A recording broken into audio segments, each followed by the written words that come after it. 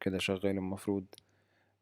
شباب، لو في حد لسه بيسمع التسجيل ده او مش معانا لايف وبيسمع التسجيل، التويتر سبيس لسه هيبتدي كمان 13 دقيقة من دلوقتي، فممكن تقدم 13 دقيقة. انا بس طالع بدري عشان لو في حد جه وحابب ان هو يسأل على اي حاجة.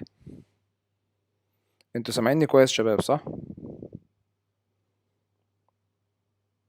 يا يحيى، ازيك؟ طب المفروض الصوت حلو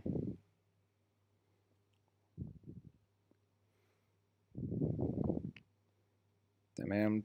سلام أستاذنا عمر، أهلا وسهلا يا عمر. تمام، في معانا 19 واحد منورنا النهاردة. منورين كلكم يا شباب. الصوت تمام الحمد لله. طيب تعالوا نشوف حد ابتدى ولا حاجة. ما اظنش لسه ما ابتدوش.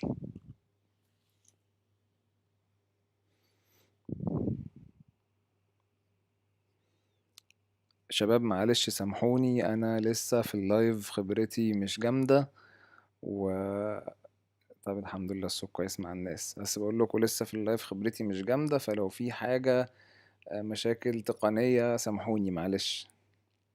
وعايز اجرب برضو الصوت هنا، هل في صوت طالع ولا لا؟ انتوا سامعين الصوت اللي طالع من اللابتوب ولا لا؟ لما شغلت الفيديو ده يا ريت تقولوا لي برضو.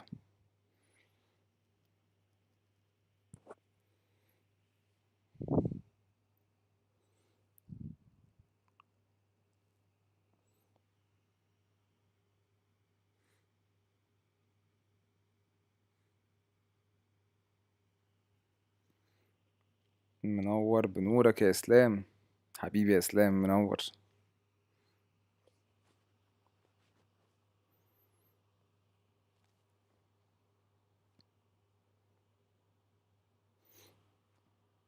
يعني مستني بس الشباب تيجي كلها. فريق سيف مون هيتكلموا في ايه؟ هم ما قالوش هيتكلموا في ايه لحد دلوقتي، يعني محدش فيهم قال حاجة، بس نسمع صوتك فقط. اه طيب. باسم، مساء النور يا باسم. ثانية واحدة يا باسم عشان أشوف موضوع الصوت ده، لأن كده انتوا مش هتسمعوا الميتنج ولا لأ؟ ده أصلا مفهوش صوت. ثانية واحدة.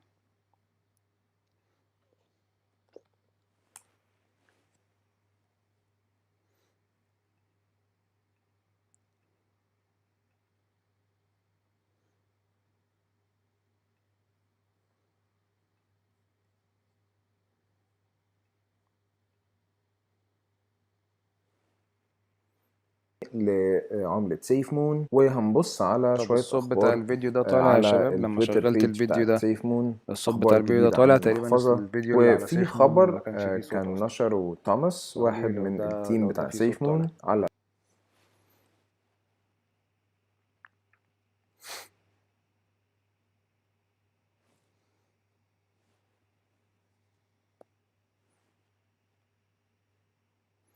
وعليكم السلام يا مصطفى. وعليكم السلام يا عبد الرحمن. شغال الآن. طيب تمام، هو تقريبا الفيديو ده نفسه بتاع سيف مون نفسه، ده صورة بس من غير صوت. طب كويس، وقعوا قلبي الله يخرب بيوتهم. عاملين ايه يا شباب؟ طمني عليكم. اتمنى تكون كل حاجة معاكم تمام. الحمد لله الصوت شغال. تعالوا كده نبص على الديسكورد بتاع سيف مون، نرخم عليهم شوية نشوف بيقولوا ايه.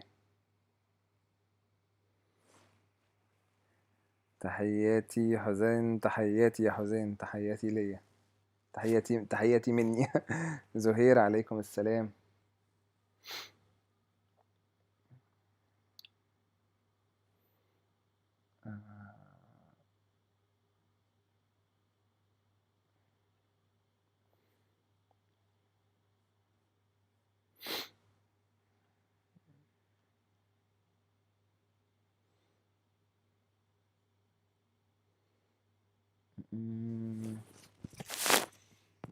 الناس اللي كانت بتسأل على المرة اللي فاتت كان في ناس تسأل على السكويز، فدخلت حطيت بوست على السكويز على الريدت بتاع السيف مون سكويز على السب ريدت بتاعهم، والرد اللي انا لقيته بيقول لك لا احنا مستنيين المحفظة بتاعة الاي او اس عشان تنزل علشان نبتدي السكويز، على حسب كلامهم ده الناس اللي كانت بتسأل على السكويز يعني. معرفش بقى البوست بتاعي هعرف الاقيه ولا لا. يا هو ده. بس قلتهم هنا ايه اللي حصل للسكويز، المحفظة اوريدي لايف ومفيش اي سكويز، هو اتكنسل ولا ايه؟ فحد كان بيقول مش عارف انت كنت فين، بس في 24 ساعة الفوليوم عدى 40 مليون لما في اللانش اللي باظ. بس والناس بتقول هو ده واحد من المودريتور بيقول only android wallet is out. فمفروض على حسب كلامهم اول لما الاي او اس تطلع و not enough bullish مومو، اعتقد هو قصده فومو right now still awaiting game. The squeeze got cancelled because of the late release. However, with all problems lately with SafeMoon guys over their latest squeeze do something I believe. When the exchange come out next month, the squeeze will happen for sure. It's gonna take time. ماشي، انا معرفش مين ده. بس ده بيقول ان هي اتكنسلت علشان التيم ما بقاش الناس واخده فيه ثقه زي الاول.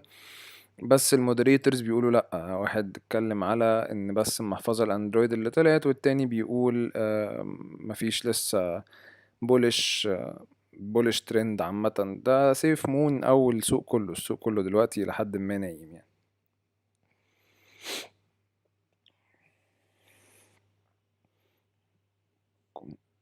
بخير يا متخاذل. مصطفى ده درش ولا مصطفى مين؟ عشان لو درش هوريك درش، لو مش درش مش مشكلة، قول براحتك. انا بدأت افقد الامل في السيف مون صراحة. والله ما لومش اي حد ممكن يفقد الامل دلوقتي يعني، عشان فعلا اللي بيحصل دلوقتي ما يشجعش. بس ادينا قاعدين بنسمع وبنشوف اللي بيتقال ايه يعني. ده اللي احنا اتس ويتنج جيم دلوقتي، انت قاعد بتتفرج بتشوف ايه اللي هيحصل. او بالنسبه لي انا يا جماعه، طبعا الفيديو ده مش نصيحه استثماريه، اي حاجه هقولها مش نصيحه استثماريه، انا ما بقولش لحد اشتري ولا بيع. انا بتكلم معاكم قاعدين مع بعض كده كاننا قاعدين على قهوه بندردش، عشان بس نكون متفقين. والله يا اخي، من 21,000 الى 3000 مش عارف وش اسوي. ممكن نصيحه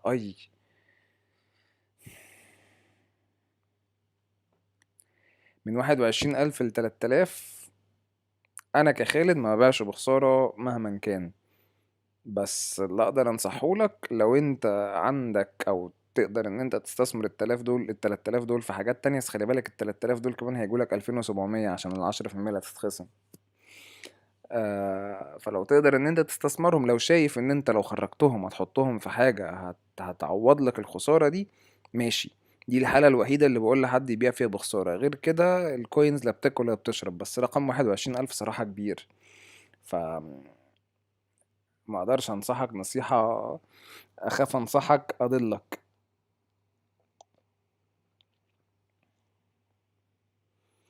السيف مشروع كبير بحاجة إلى صبر، حقيقي يا زهير. بس يكملوا شغلهم، انا النهاردة هيبان برضو حاجات كتيرة يعني. امزح معك؟ لا انا مش ابو مالك. حبيبي يا مصطفى يا اللي مش ابو مالك، وبراحتك امزح براحتك.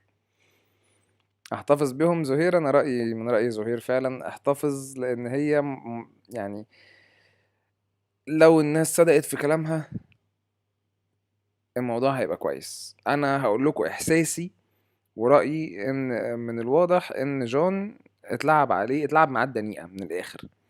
جون كان متفق مع الناس وكانوا شغالين مع بعض، وهم سابوه خلعوا واحد ورا التاني. سيف مون ديف برضو لسه خارج، هنتكلم فيه بس بعد اللايف، مش عايز ابتدي كلام وفي الاخر اللايف ما نلحقش يعني اقطع الكلام عشان خاطر اللايف هيبتدي. بس سيف مون ديف لسه خارج. هانك وجاك ناس كتيرة من الناس الكبيرة طلعت، بس يعني الناحية التانية سيف مون هاوند رايان الراجل شغال الراجل قال ان هو هيعمل 1 2 3 في المحفظة، عملها. توماس لسه موجود لحد دلوقتي، فهنشوف. هذه العملة تحتاج وقت حقيقي يا حسن، يعني ان شاء الله لو يكملوا ويخلصوا الشغل اللي هم قاعدين بيه، ان شاء الله الموضوع يعني يطلع بفايدة كبيرة. اخبار سيف مارس صراحة يا سعد معرفش، مش متابع اخبار سيف مارس عشان ما اكدبش عليك. يا عمي لا تخافوا ان شاء الله القوة لما تنزل الاكسشينج. ما هو لو المحفظة كملت ونزل الاكسشينج كده خلاص مشروع حقيقي محدش يقدر يتكلم عليهم ربع كلمة. لسه في ناس لحد دلوقتي بتقول سكام، رغم ان مفيش لحد دلوقتي على حد علم يعني فيش عملة سكام هتبقى فيريفايد من تويتر ومعدية المليون فولور يعني. فسكام دي صعبة قوي.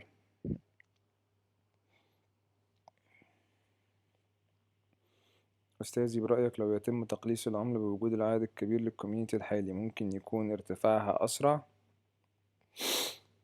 مم، أصل هو ده سؤال من الأسئلة اللي أنا أصلا عايز أسألها لو عرفنا إن احنا نسأل في التويتر سبيس.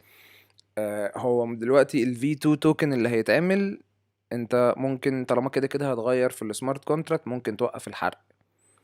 فعلشان تعمل تقليص العملة هتلعب في السمارت كونتراكت، طالما هما كده كده هيعملوا V2 يبقى يعملوا التقليل. لو هيعملوا تقليص هيعملوها مع ال بتاع ده مع الفورك اللي هيعملوها، فممكن في نفس الوقت يوقفوا الحرق. ما اظنش ان هيكون الارتفاع اسرع، هيبقى هي انا في رايي هيبقى هي بس دلوقتي الترند بتاع العملات الاصفار الكتيره قل، ما بقاش زي الاول، ما بقتش الناس عليها اقبال زي الاول علشان 90% دلوقتي سكام. فممكن يفرق شويه ان هيدي مصداقيه اكتر، بدل من عمره 5 اصفار هتبقى العمله صفرين بس او صفر، او على حسب بقى السبلاي اللي هيوصل لها.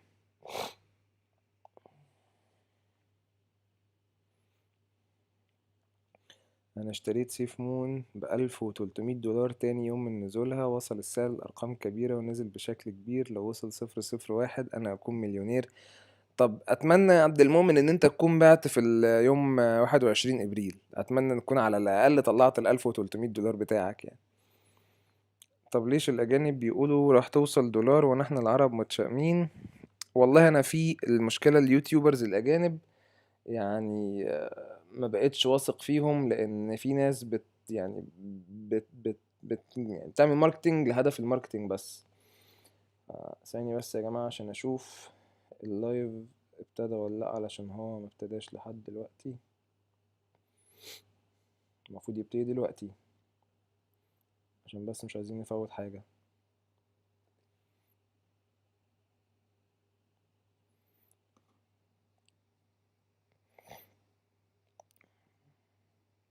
المفروض بيطلع هنا يعني.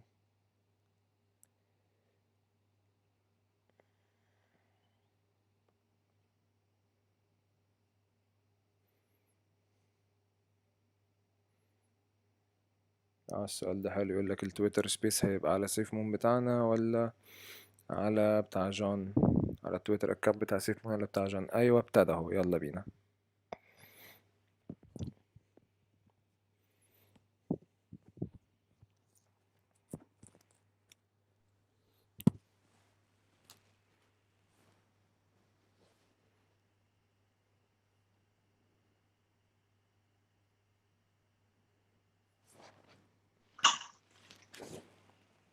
Hello and welcome to another SAFEMOON Sunday. Right now, we're just getting everyone on board. So, just bear with us 1 minute.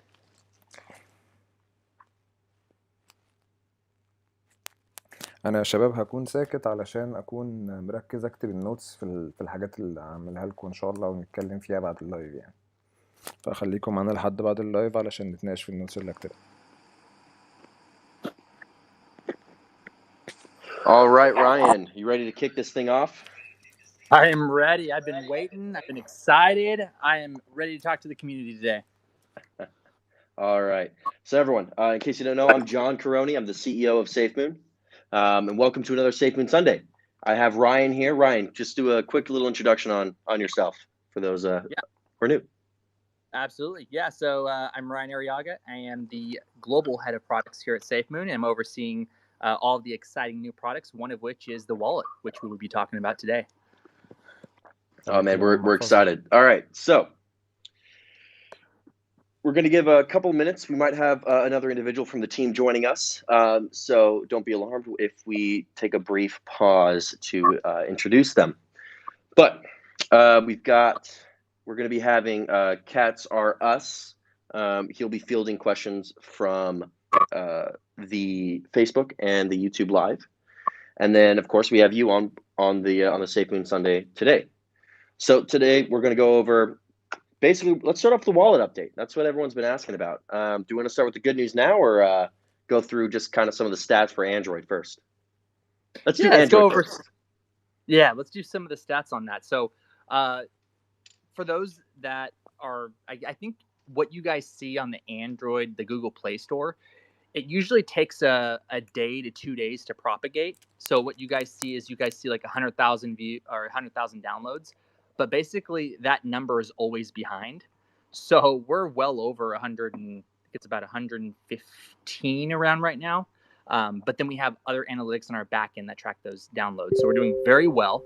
There was a little gaffe with the reviews, as you guys saw. So Google was taking down the reviews. Our team reached out, tried to make sense of what was going on.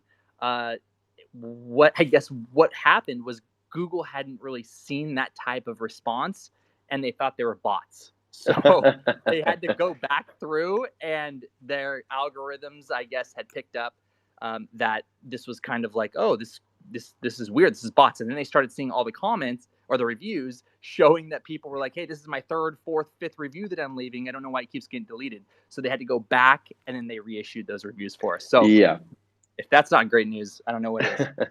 So we're just going to say 20,000 plus reviews. We're sitting around that 4.9 5-star review mark. And then, with over 100,000 downloads. We're doing about, 20,000 downloads a day? And that's since September 13th. So that's under a week. Correct. It's awesome. Global Google Play. Number two. Number two. Yeah, we inched number two. So. All right. Hey, it looks like Cats Are Us joined us. Cats, please introduce yourself. Hi everyone, my name is Katz. I am a SAFEMOON educator. I was appointed very recently, actually, as senior SAFEMOON educator for SAFEMOON, and I'm pretty much here today just to bring the questions to you guys. Awesome. Glad to have you on this SAFEMOON Sunday with Ryan and I. Awesome. All right. Well, no, these stats are. Honestly, it's amazing, and we're seeing these numbers grow every single day, and that's even before iOS. Now, iOS, what happened? Oh yeah, yesterday. So I think everyone will be excited to hear this. We submitted iOS for approval yesterday. Nice. So I'm so excited. Now it's on Apple's time. Now it's on Apple's time. Yep. All right. Could be tomorrow. It could be a week from now. Now, again, we're not Apple. I'm not Tim Cook. I don't have control over when they hit that approve button, but you all will find out when it goes live. So keep an eye on socials. I really enjoyed the way we released the Android one because it was live before we put it on the website and everything, and kind of that phased information push was nice for the website and our servers. But no, it was nice. Like, we were receiving reports that people are downloading, and people started tweeting about it. It's like, is this real or not? We're like, okay, hold on. We're trying to propagate the website right now. Give us like an hour. So, because correct me if I'm wrong. A little sneak attack too, right? Yeah. So, with everything that we've been doing, it's always like before we had that countdown. But it's like, wait a second, everyone believes in us. We're gonna get it done. Just like even with this iOS, people are, kind of scared. Are they going to get it done? Hey, we've already submitted. We're good to go. We're solid. We're good to go. It's in review now. So these are the kind of the things where if the community's there with us, they believe in us, we'll get the job done. We always do. And, we're really excited for that. I'm really excited for the iOS thing. It's no secret that I use an iPhone, you use an iPhone, you know, and yeah, we have Android testing devices, which I've been using my Android, you know, testing device as, you know, the wallet holder, just because, you know, I want to use the Android wallet. But, you know, iOS is submitted. I'm super excited, get to go back to my main phone and Yep. use it on iOS. No, it's been really exciting. And then, you know, the Android approval, we're like, this is fantastic. Now, honestly, we were And it will be. expecting it to take one more day. But they approved it really fast based on the work in the QC you guys did ahead of time. Yeah, absolutely. And good news too with the iOS, it's going to have all the same features as Android. So all Yep. the people that got those 168 new fiat currencies in the default settings, guess what? That's going to be in iOS as well. Swap works in iOS, everything. You guys are going to have the same features that Android does. So Yep.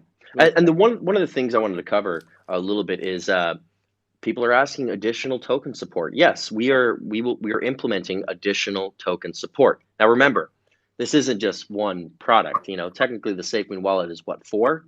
The token, the liquidity pool, the swap, and the actual app itself. And so, you know, each token, each blockchain that we support with the wallet, we're going to release that in steps. And honestly, for at least from my end and your end, you know, half of the reason, or a big portion of the reason for a little bit of a staged launch, is the amount of volume and the amount of users we get rapidly has always been something that I wouldn't say we struggle with, but it's something that we're constantly fighting, where we have such a demand that it crashes a lot of items. And so we have to be like, okay, so what do we expect is going to happen? I don't know, 5 to 15 people, or 5 to 15 million people hit our website all at once. All right, what can we do to mitigate it so the website doesn't go down and everything else, you know?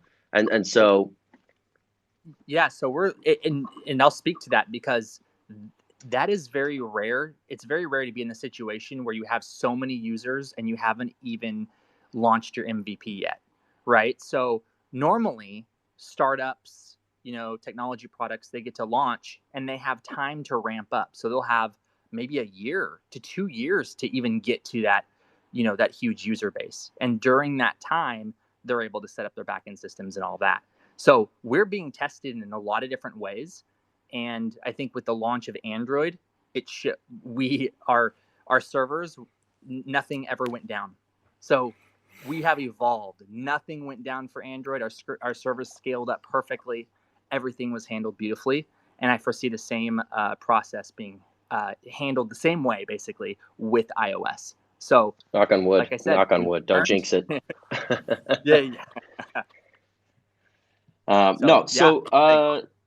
It's been really exciting, and I love watching the Slack and just the amount of communication going back and forth between the different teams and everything that are all part of the SAFEMOON wallet team. You know, you've got sub teams within that team that each one's working on a different feature set, or one's working on the back end, front end, UI, everything. So it's great to see all the communication between, you know, all the team members. Let's open up to some community dialogue, you know, get a little bit of a discussion going. So, host, go ahead and grab a few people to speak. Give us, you know, a little bit while we get those people up. While we're waiting, so one of the items that we kind of talked about was the UI overhaul as well, you know. That's going to take not a little bit of time, but you know, a little bit of time, and that's something that we're working towards right now. I saw the schematics that you sent over, the wireframes and everything. I'm like, oh, this is so nice. Yes, yeah. People are going to be in for a nice treat once we do a UI overhaul. That's something we haven't even talked about yet, but like I said, you know, like we always say, we hear you. You know, we hear you guys. So don't worry. That UI overhaul is in the works. It's already actually been started. So, like I said, we're always trying to stay ahead of the game. And, you know, as all of these features come out, then we'll just be transferring those features into a new UI as we grow. So, yep. All right. Looks like we've got a few speakers up on deck. All right, Evan. How are you doing? Hey guys, how are you doing? Good. How are you doing, Evan? Great. I just want to tell you guys how proud we are of basically how much we've been muddling through the FUD the last 3 weeks and seem to be on the other side of it. So my question for you guys is, how are things looking on the exchange side? So, okay, exchange side for us, to be honest, and Ryan, you can correct me if I'm wrong. It's not necessarily the building out of it. It's for me, it's more. I'm more focused on the regulatory framework and what we can do to be in compliance. You know, crypto is definitely a wild west, just like the internet was, in the early days. And it's making sure we're planning for the future. And so I've been focused on the regulatory side of things. Whether it be a money services business license, Anyway, we work with a lot of lawyers and a lot of regulators, and we're trying to work out the best way to implement specifically the exchange portion, where we can add some pretty cool feature sets in there and still be in compliance. And Ryan, from the technical side, From the technical side, realistically, we're gonna need some time to really build out a secure exchange. We want to do it right. We want to make sure, just like the wallet, we want to do everything right. We want to make sure it's secure. And I know everybody's really excited about the exchange. Our goal is to have an exchange. We will have an exchange, but we want to make sure that it's secure, and we want to make sure that we're building it on proper technology. There's nothing worse than, having another, a tech product out there, like, what happened with other exchanges. I'm not going to say names. I was about to say a name, but I won't say other names, and have something where there's, risk and people losing, their crypto assets. So we want to make sure that we. Yeah. Sorry, didn't mean to cut you off. I've got a fun point to kind of talk about after you get done. Sorry, keep going, Ryan. My bad. Yeah, no problem. But we just want to make sure that foundation's set in place. But we are looking through it. We have had a pulse on it, and we also have another team that will be doing that. So we have different teams working on different products. We have a few other, I'd say about 4 other that we're doing right now heavily. And then as we scale up teams, we start working on more products. So the exchange is one of those, but we want to make sure that we do it right. So we're not going to give any time frames yet. And I've told John this. I said, John is like the visionary, right? He wants to get it done. And I'm more of the pragmatic approach. Like, this is how we do it right. This is how we build the tech. And if we want it done right for the community, this is the approach that we need to take.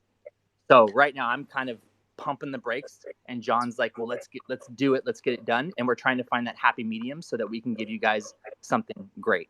So yeah, no time frames yet, but we will be. And we'll kind of cover like timeframes and an updated roadmap on the next SAFEMOON Sunday.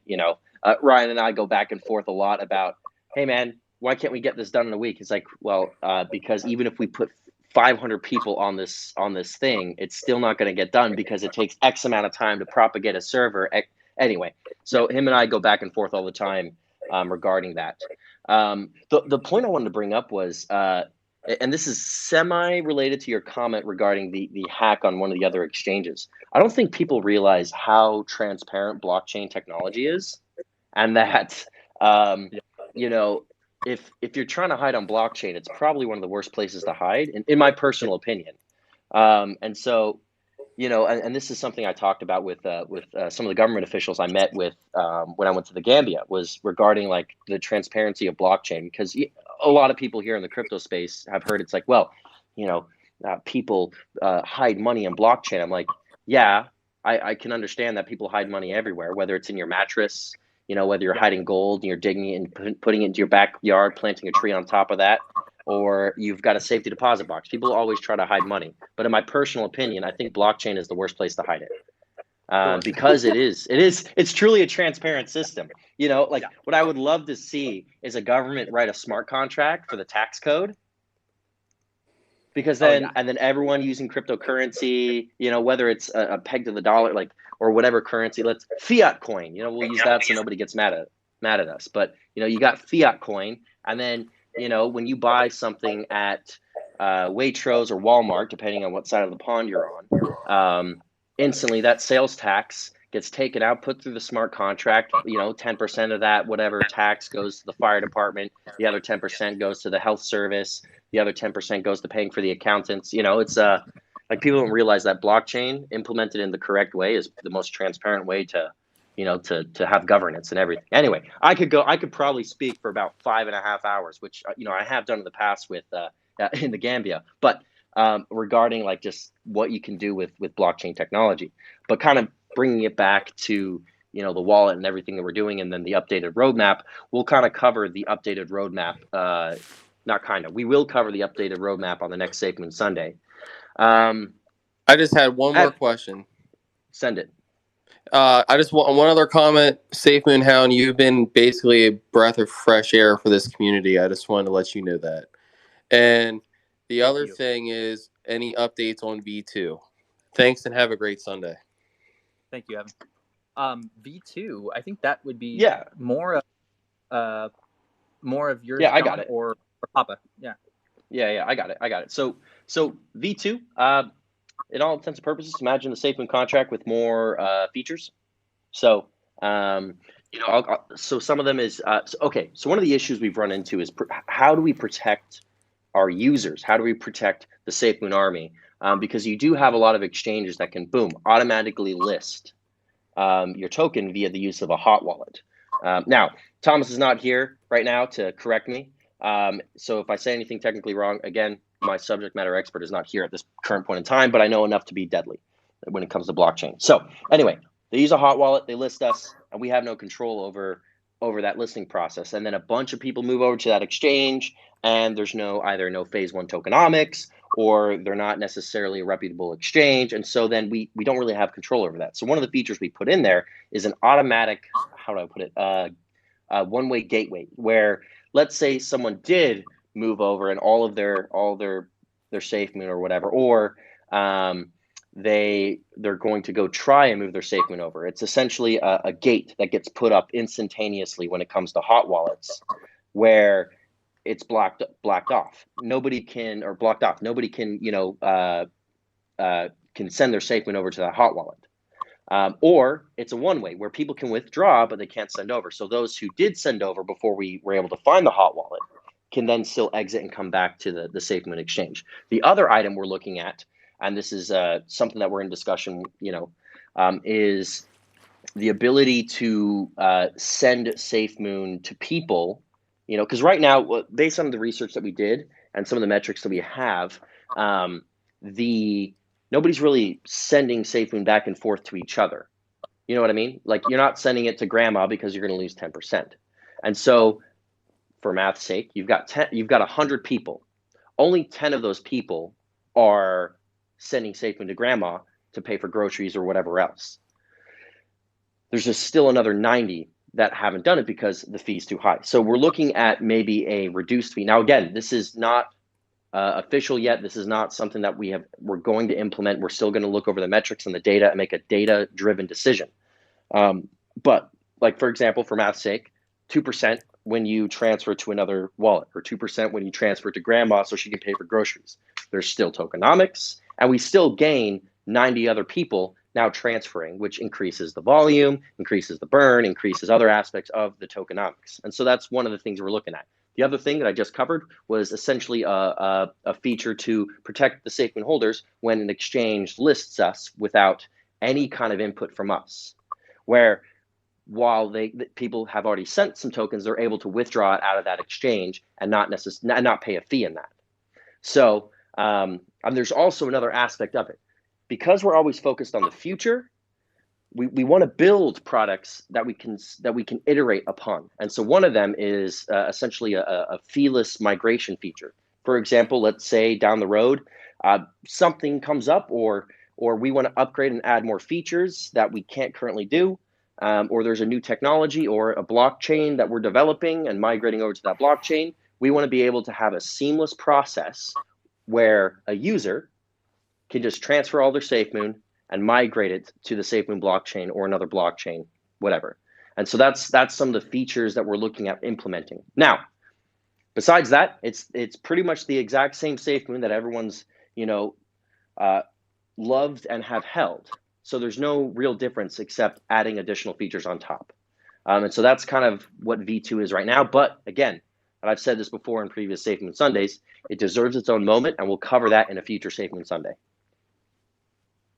And if I could add on to that too, John, what's really exciting is how the V2 and how that would play into products that we're building in the ecosystem. So that's what really gets really exciting. So everybody who's listening there, everything that we're doing is an approach of a phase, right? So first you have the token. Then we came out with the LP, our own liquidity pool. And then on that liquidity pool, we built our first product, right? We built I should say 2 products. We built this web swap, and then we built the wallet. Now, if you really think about it, why are we doing it this way? And we're doing it this way because, well, whenever you want to start engaging in commerce with our other products, what are you going to need to have in place first? You're going to need to have a wallet. You're going to need to have some kind of connector that connects to all of our different products. So everything that we're doing, we have a nice phased approach, and it's very strategic in how we're rolling out these products. So this wallet is just one piece, and it's an important piece to the next phase. And that next phase will be the next product. And how will that product affect the ecosystem, and how will the wallet connect to that product? Well, that could be another SAFEMOON Sunday. That's another SAFEMOON Sunday. And again, you brought it up. While we might be pretty much done with V2, and we're just basically looking at features and adding stuff on, and it's like 15 minutes worth of work every time we want to change a feature or work on something, we're not releasing that ahead of the wallet, because we're doing this in a strategic manner to where our ecosystem is rolled out in the most efficient, smart way possible. So correct. There's a lot of stuff that moves in the back end with SAFEMOON. So hope that answers your question, Evan. I know it was a very long answer. Thank you, guys. Thank you. Thanks, Evan.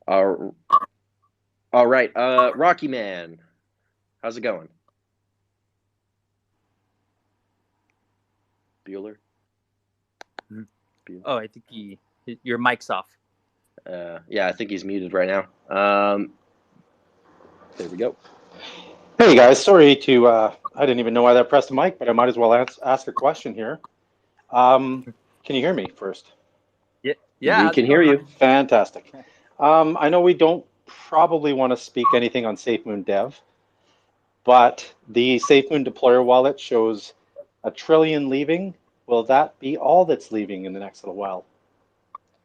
So I can kind of give a little bit of a history lesson real quick. So SAFEMOON Dev, SAFEMOON was a fair launch token, and SAFEMOON Dev purchased his tokens along with everyone else, and he was what I would say technically is a founder. What SAFEMOON was when he started it, between day 1 and day 5, is not what we have built SAFEMOON to be. He hasn't been involved in the operational side since, late March, early April, to be brutally honest.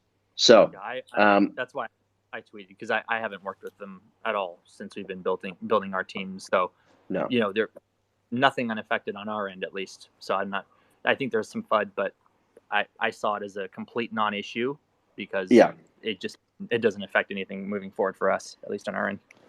Yeah. It's internally the company. It's as Thomas would put it, a nothing burger. But in regards to your follow-up question is regarding some of the FUD, I cannot comment on that FUD. So take that as you will. It's totally fine. I'm just an oddball question I had. Maybe I shouldn't have asked it. I consider it over and done with. He's gone. Well, whatever. We move on from there. Yeah, definitely. Yeah, and we have, and we will. And thank you too for everything you're doing and striving every day to be better and better and better, and just not listening to the white noise like a lot of us are. Yeah, we bleed SAFEMOON every day. I wake up, I eat SAFEMOON. I go to lunch, I eat SAFEMOON. Meetings, SAFEMOON. Everything I do, like my social life, is just SAFEMOON. you know, Yeah. and Ryan's the same way. We're committed to the 2.5 million plus SafeMoon users and holders that we have. We'll continue to do so. I mean, I'm not going to lie. Ryan, I mean, you and I both talked about this. The FUD was pretty spicy, as they would say, and that didn't phase us because we're like, okay, this is going to be over in about 5 minutes. Yeah. Well, yeah, and I think the FUD comes from It comes from people who are really buying into, like, are they really working, or are they doing this, or and it's kind of this stigma that you had earlier on, because there was this big push against SafeMoon. And anybody who's listening, I had my own YouTube channel first before I even started with SafeMoon. I was a community member. I invested a lot in SafeMoon in the beginning, and I saw what they were going through. I saw how data was being manipulated. I saw how FUD was being, basically pushed out into the airwaves. And it was like, wow, like there's a concerted effort here against a team who's actually meaning very well. And when I met John and we started working, I come from a tech background. It was like clear as day. I saw exactly what was going on. I saw some of the holes. I saw, John and I both talked, and we're like, there's some restructuring that needs to get done. And since that has happened, I mean, where's the FUD now? We have a product now that's number 2 on Google Play. We've already just submitted our iOS. So once you have products out, and once we're building upon those products, they can't really say much anymore. There's nothing more you can say, because we're pushing product for our users, and we're going to continue to do that. But I understand how some people might think, they have made these preconceived notions of, well, they're not really doing, but we are. And what we've accomplished so far, just with the wallet, has taken other companies over a year to 2 years to do. So, and that's only one product. That's one product. One product of the overall ecosystem. So, I'll get up. FUD is it's gonna disappear. It's gonna disappear, and it just, for where we're at right now, to see just in 6 months, and the wallet, John, when I came in kind of in the tail end of the wallet, I guess the mid to tail end. But when did you actually start development on the wallet? I'm sure it wasn't the first month, right? No. So we probably started wallet. So architecture happened month 3.5, and then we started development month 4.5, and then we dealt with the things that I won't comment on, but that are public knowledge, that put a slight hamper, but we were still able to get it done with. I'll say this. Okay, we missed the deadline by 2 weeks. Okay, 2 weeks. I'm sorry. So anyone listening, when you hear FUD like this, like, I think maybe coming from a product development standpoint, it's like, I guess if you haven't built apps or you haven't built technology that has like launched or been acquired before, it's scary for a lot of people because they don't know if it can be done. But if you have the right people in the right place, they know how to build tech, they know how to make it successful, you're in good hands. You're going to be fine. And we're going to continue. Like I said, I think it was 2 AMAs before? I said, isn't it going to be a passing moment in time? People are going to laugh and they're going to say, oh, the Android, remember we were so scared the Android version wouldn't launch? Well, look, it's a passing moment in time. Android version launched. Guess what the next one is? Next one is going to be iOS. And then guess what? We have more products for you guys. Oh, yeah. Iterate. Yeah, iterate. The thing about sorry, go ahead. Oh yeah. No. Go. My bad. I was just going to say the thing about you, John, is you're the captain of the ship. You're doing your job every day. You're doing it phenomenally. You just go ahead, no matter what. And here's the problem with you, Ryan. We got you doing the wallet. We got you doing the tech. You're doing a phenomenal job. And it's like we need to clone you to be the FUD hound again because of all the crap going on daily with this lie after this lie. So it's like, we need you doing the tech, but we also need you defending our name, but you can't do both. You're doing the thing we need you to do. You're not doing the thing I want you to do because there's so much, I'm just going to say it, there's so much bullshit out there. It's ridiculous. I'd argue. I'd argue. Sorry, Ryan. No, go I'll go ahead. real quick. Go ahead, I'd argue that he's still doing his job as the FUD hound. by getting the products released. Like, oh, Android doesn't exist. Laughs in 4.9, 5 stars, over 100K downloads, launch on September 13th, you know? Number 2 on Google Play globally. Number 2 on Google Play. Laughs in number 2 on Google Play. You know, we're the easiest way to fight FUD is just to deliver, you know? And now that we have more structure in place, now that we've implemented more items, and, you know, now that we're in a much better spot than when we were, you know, before, things are, at least internally, you know, things with the company, internal in company is great. You know, I've probably interviewed 15 people right now for the roles that we need to fill, for the senior roles that we need to fill. And, you know, Ryan, you have the craziness that you have on your team over at Product. So, but no, we have some great and amazing people coming on board. And there's just one person that I'm like itching to poach right now, and they're excited. We're in a really good spot, you know. Okay. Without violating NDAs and I understand. Good spot. Just don't say Matt Wallace or David Gokenstein's going to lose his mind. Thanks for the talk, you two. I really appreciate it. Thanks a lot, Ryan. Thank you. You. All right, Damien. How are you doing today, Damien? You're good. Good. Can you hear me? I can hear you. Yeah, right on. Okay, so I was going to ask about the timeline for the products down the road. We know the wallet is imminent, you know, and any day, you know, it could take a week. It's still, you know, we're going to be around for that. The exchange and blockchain, I'm not looking for specifics here, you know, like an actual date, but is it still around the ballpark that you guys originally set forth, or is that tweet that I just saw kind of alluding to maybe a new refreshed timeline for those products? Yeah, so I can speak from my end. I am going to give a little bit of a different timeline. I want to put correct information out there, and Ryan and I are just working on that. Okay, so to give a deadline or a launch goal, but remember, a goal is something that we're trying to hit. And because we involve our, you know, the community and the users in our development process a lot of the times, you know, maybe we give out too much information than we should. Regardless, though, you know, these are launch goals. There's going to be some revisions to that. But Ryan and I still have to go through and finalize that, because it's like, okay, all right, well, if this is just for math's sake, if there's a week delay, if we hire 5 more devs, that week delay goes away. You know, that's the stuff that him and I are working on at a very, very nitty-gritty level. So it is I'll kind of bring it. Yeah, it is revised, but we'll and it's revised partly due to a restructuring, but also because I'm also coming in with like I told the last person, we're coming in with a pragmatic approach, and we're just going to do it right. I mean, 100%. And I think that everybody in the community is going to say, you know what? I would much rather have a quality exchange than a rushed exchange. And John, I sometimes I have to be the bad guy, where I'm like, no, we got to hold a little bit. And this is because this is how we need to do it.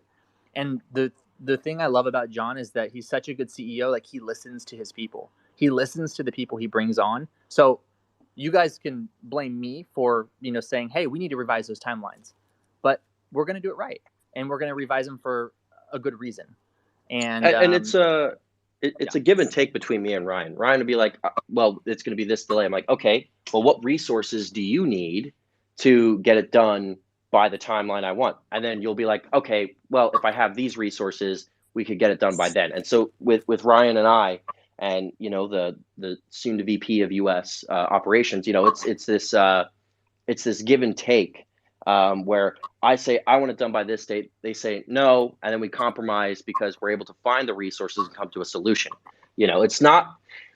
I always listen to the people, you know, who are on the ground all the time, because to be brutally honest, as a CEO, I handle all the strategic stuff and a lot of the business development items and et cetera. I can go down the list, but we'd be here for hours. The same thing with you, Ryan. If you went down the list of everything that you do every day, we'd be here for hours. But it's a give and take, and I work with the team, you know, on these timelines. But again, I'm going to kind of bring it back to this point. We'll cover timelines, roadmap, and everything else on the next SAFEMOON Sunday. Yeah, and I can appreciate that, quite honestly. Like hard dates. I do appreciate, the attempt at that, but I can only imagine how hard it is to develop anything, in the crypto space. I don't know any of that stuff, and yeah, it blows my mind sometimes. The reason I was asking really is the fudsters. For Yeah. most of us, we're fighting the fudsters left and right on Twitter all the time. I see SafeMoon Joe's in there. It's like a constant thing, right? And it's going to be like that regardless. But with hard dates, boy, that gives them ammo. You know what I mean? It just does. does. And then it's like rough for a few days straight or weeks straight, and some powerhouses come around and it gets a little worse. So yeah, no, I appreciate, not necessarily obscurity, but I like that the goals, having goals set forth rather than a straight up date. Then yeah, I'm pretty sure we can rally around that a lot better, and it gives the fudsters a lot less ammo to come at us. Yep. Absolutely. Yep. And And I'll speak to that. You look at some of the biggest companies, even Apple doesn't give a release date. They'll give the release date of their product after it's already staged and ready to rock and roll. And the way that we approach this, and we've had this conversation before, is we're just going to say, look, these are our milestones, and once these milestones are hit, then we'll share a release date or share a soft launch date. But we have to have milestones hit first, and we also have to remember that we're in a space in emerging tech, so there's a lot of unforeseen. We're working with new technology, and basically what emerging tech is when I say that, I mean that there's very little documentation out there for developers and support. So sometimes when you have to get something working, like we worked with Swap, we have such a rock star dev team. They had to go in, and there's so little documentation out there just to get a function of the swap working. They had to experiment on certain things and tweak it and get it just right. And there's a lot that goes into that, right? And so people don't maybe understand that, but it's not your garden variety just app that you build. It's emerging tech. So these are the things we want to account for, and we just want to make sure that when we are giving those dates or even time frames, we want to make sure that we're giving you honest stuff, because like you said, the community, or not the community, but the fudsters will jump on that because they'll say, oh look, they missed it. Well, we're not going to give them ammo anymore. We're going to show you guys progress. We're going to show you guys milestones just like any other company does, and then we're going to launch accordingly. And that's how we're going to do it, because we're a legitimate company and we have legitimate products in the pipeline. Yeah, no, that sounds good to me. Absolutely. Yeah. Thank you so much, Damien. Yeah, appreciate the questions, Damien. Hey, John, I got one quick question. All right, Evan.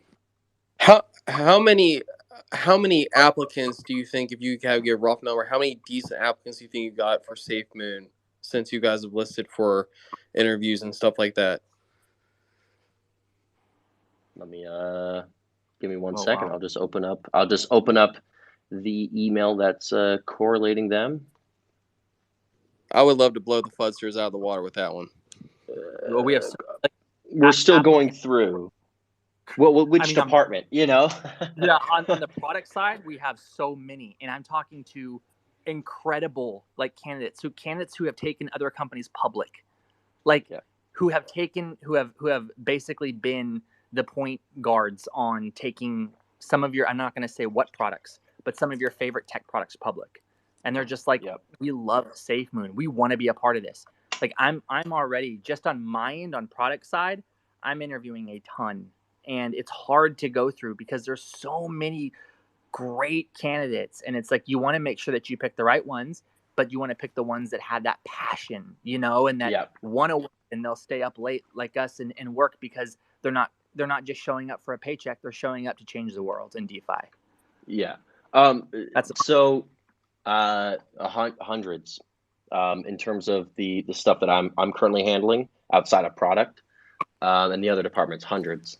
In terms of senior leadership roles, I'm taking a much more targeted approach when it comes down to it. I'm looking for very, very specific people that I have either worked with in the past, or I know of, or have come through, or who have come to me, or the knowledge of them have come to me through advisors. About hundreds. hundreds, and we go through hundreds of resumes. And then again, it's for the smaller stuff, product side, Ryan handles that, and he goes through God knows how many. And then from the other departments and everything, who aren't represented right now here at this SAFEMOON Sunday, they have hundreds on themselves just alone. So qualified people, and that's like it's not an issue, but it's definitely, it'd be easy if it was like, okay, you have one person that shines above the rest, but you have everyone's amazing. Oh my so gosh. many qualified people. Yeah, and they fit well into products too. Like I can name, I mean, just off the top of my head, probably 10 that fit perfectly with the different products that we haven't even announced yet that we're working on. That personally I feel would be a great fit for specific roles with those products to help them grow. So yeah, a lot. On the product side, I would say close to 1,000 probably. On just the product for everything that I've looked at. Yeah. All right, Cats. Let's go ahead and take questions from your side of things. Sure. The first one is that we mentioned about the wallets and sort of their version 2 or feature updates. Is there any sort of features you can name a list that would be an indication as to what we can expect for new features of just the wallet? Yeah. So I talked about this earlier with the former question, was kind of a ability to protect our users and our holders through a gateway system when it comes to exchanges listing us without reaching out. I talked about the transferring between different wallets and how there'd be a tax-free system in place there. So for example, when you want to migrate to the SAFEMOON blockchain, having something in place there where it's an easy migration back and forth. And then I think I covered one other item, but those are the items I can release now and talk about. I think I missed the question. It was more in reliance to the update to the wallet, so the new UI and that sort of thing. What features can we expect from there? Well, Ryan. Yeah. So, amazing stuff. So what we've done is basically we're going to be working with the community. And just like we beta test the community, guess what? The community comes up with amazing ideas for what they want next. So when you launch tech products, you want to hear from your users, and your users should be the ones dictating what they want next. So we've been listening. We have a lot of people that we've been working with listening to our community. And then we also have things in the back end that we're working on that we'll need to have in place so that we can start connecting all of the products and basically building the foundation with the wallet and how it connects with all of the other products that we have. So we're going to be doing, we're going to be working with basically the community, and we're going to be talking about the different features. One of the features is increased encryption. We're going to be having dApps, so the ability to actually connect with other apps. And then we're going to be really beefing up charts and a lot of other cool stuff. So right now the foundation's built for the app. Now the fun part starts, where we start adding more features and we start optimizing. And we're going to start reaching out to the community for that and really listening to what our users want. And then also adding in more support for other communities, other tokens, other cryptocurrency projects. So that's well underway and in the works right now. So yeah, a lot of good features for the proverbial version 2 of the SAFEMOON wallet. So yes. Awesome. This one's kind of a 2-in-1, but it's in relation to buy button specifically. First is, are we expecting to be able to buy direct SAFEMOON? And if so, are they going to be more swap pairings with swap by SAFEMOON? I mean, the short answer is yes, we're working on that right now. Yeah. Yep. Short answer is working on it. Nice and easy. Let's jump more to a fun one, I'd suppose, in relation to marketing. Is a lot of people liked the cryptic deceptive sort of working things out, bringing in the community together through the forms of marketing. Can we expect more in the future as a way to tease products as such within marketing? in that Well, for, you know, deciphering stuff? Yeah. So yes, short answer is yes. I do want to take this moment to basically clarify something. SAFEMOON Joe, I'm cool with you. And I also appreciate that you found the little Easter egg during your trip down the rabbit hole. So, it's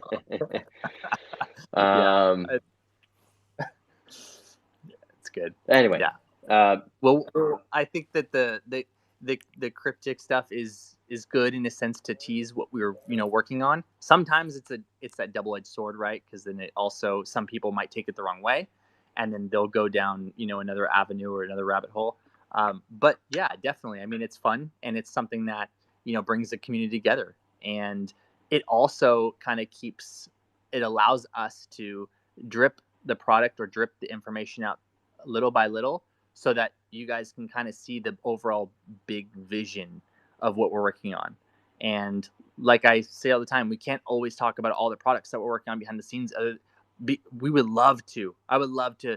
Oh my gosh, tell you the products that we're working on behind the scenes, but we can't, because then it becomes, well, when's this going to be done? Well, when's that going to be done? So we want to make sure that when we're iterating and we're implementing what we have now and what we can produce and the results that we can produce for the community and for everybody. And then we're staying true to the plan and the vision. And we're doing that to a T. So the wallet is now. The wallet is great. The wallet is something that we're going to be building onto. And then after wallet is going to be other things. So, and then John might, decide, hey, you know what? I think it's the time to start talking about this. And that's his lead. So. Yep. A lot of good stuff. A lot of good team synergy now that we've done a lot of the restructuring. So we're really excited for what we have currently in development and what we're planning to develop here for the future. So awesome. Now, talking of completion of the ecosystem, currently in terms of LP and the bigger provider, which is currently on PancakeSwap, is it at completion or at a certain point within the timeline? Is that LP going to be moved to SAFEMOON Swap to become the main source, or is that just going to now start to dwindle and we start to push SAFEMOON Swap as a whole? So as a company, yes, we want SAFEMOON Swap to be everyone's main, and so for those of you, I would say, who've been with SAFEMOON for a while, you remember the whole V1, V2 pancake swap thing. Well, now we've got a V2 to SAFEMOON Swap pancake thing. So we're currently migrating LP over there, and that's our focus, is SAFEMOON Swap, because that's going to be part of the SAFEMOON ecosystem. So awesome. This is maybe more for Ryan, going back to the sort of features. Will the swap feature have an integrated P token swap to be able to go across chains within the app instead of having to go to the third party like P tokens to move across? So we're current. Do you mind? Oh, I got this one. Yeah. So we're right now working towards, with V2, different bridge options. We are a cross-chain token right now, and we will continue to be so. One of the things that we focus on is accessibility and quality, but accessibility is a major point, and that that I stress with Ryan all the time, that he talks with me about all the time. It's like, okay, how does this benefit accessibility? Because there's kind of three pillars we look at: security, accessibility, and quality. Well, when it comes to bridges, it's accessibility. So Ryan and I are currently working on that, as well as other team members, specifically not only with V2 but our current V1 SAFEMOON. So in terms of support for the P tokens thing, that's something that Ryan and I will cover on a future SAFEMOON Sunday. Yeah. Yep. Awesome. I think the only other big one really is, it's kind of been left in the dark a little bit, but is Operation Phoenix is coming, and we'd love to know more about it, but there's obviously things you can't say. But you can say, how do you feel about it being world changing? This is something that Ryan knows the full story, but it's something that it's kind of I would say our North Star. You know, if you're a sailor, if you're into astronomy, but it's a guiding point for us. You know, products in the ecosystem guides towards the full launch of Operation Phoenix. Now, in regards to progress, I can't give a whole lot of details because a lot of it is covered by NDA. But what I can say is wind turbines, and I'll leave it there. Yeah, it's a very, like, Apple doesn't come out and say, okay, well, we're gonna, with this phone, we're gonna come out and we're gonna create, an entire ecosystem and the App Store and this and that. They first start with their phone, right? They start with that small product, and then they grow and build upon that. So I think that the vision that John has with that is incredible. But it's like you have to build the framework first. And it just always goes back to John and I. It's like I think that we're such a good team because I'm always like, no, pragmatic. Like, how do we do it? Like, how do we get it done? And what are the time frames? What are the resources? What's involved? And what's our approach? And like, how do we build upon it? And then John says, well, that's easy. We have these resources. I can bring this together. He's like the chef in the kitchen and brings it all together. And then I'm the one, like the nuts and the bolts and the smaller stuff. To like, okay, well, if we get there, then these are the things that we need to knock out first. And and it's approach. Sorry to cut you off, but it's a good relationship where it's like, okay, he's in the nitty gritty, he's building it, so I have time to actually be the chef. Be like, all right, well, we need carrots over here, we need tomatoes over here. And then I'm like, Ryan, what do you need? I need tomatoes and carrots because this is how much I need to get this soup done. I'm like, all right, here's the carrots and the tomatoes I have right now. Now you have the resources you need to meet what I wanted in terms of the timeline. And so it's a give and take relationship, and it's fantastic. But it looks like we have 3 new speakers. Ryan, we'll start with Jason. How are you doing today? I'm doing excellent. Thank you for asking, gentlemen. Just want to say, just great job on destroying the FUD. Appreciate it.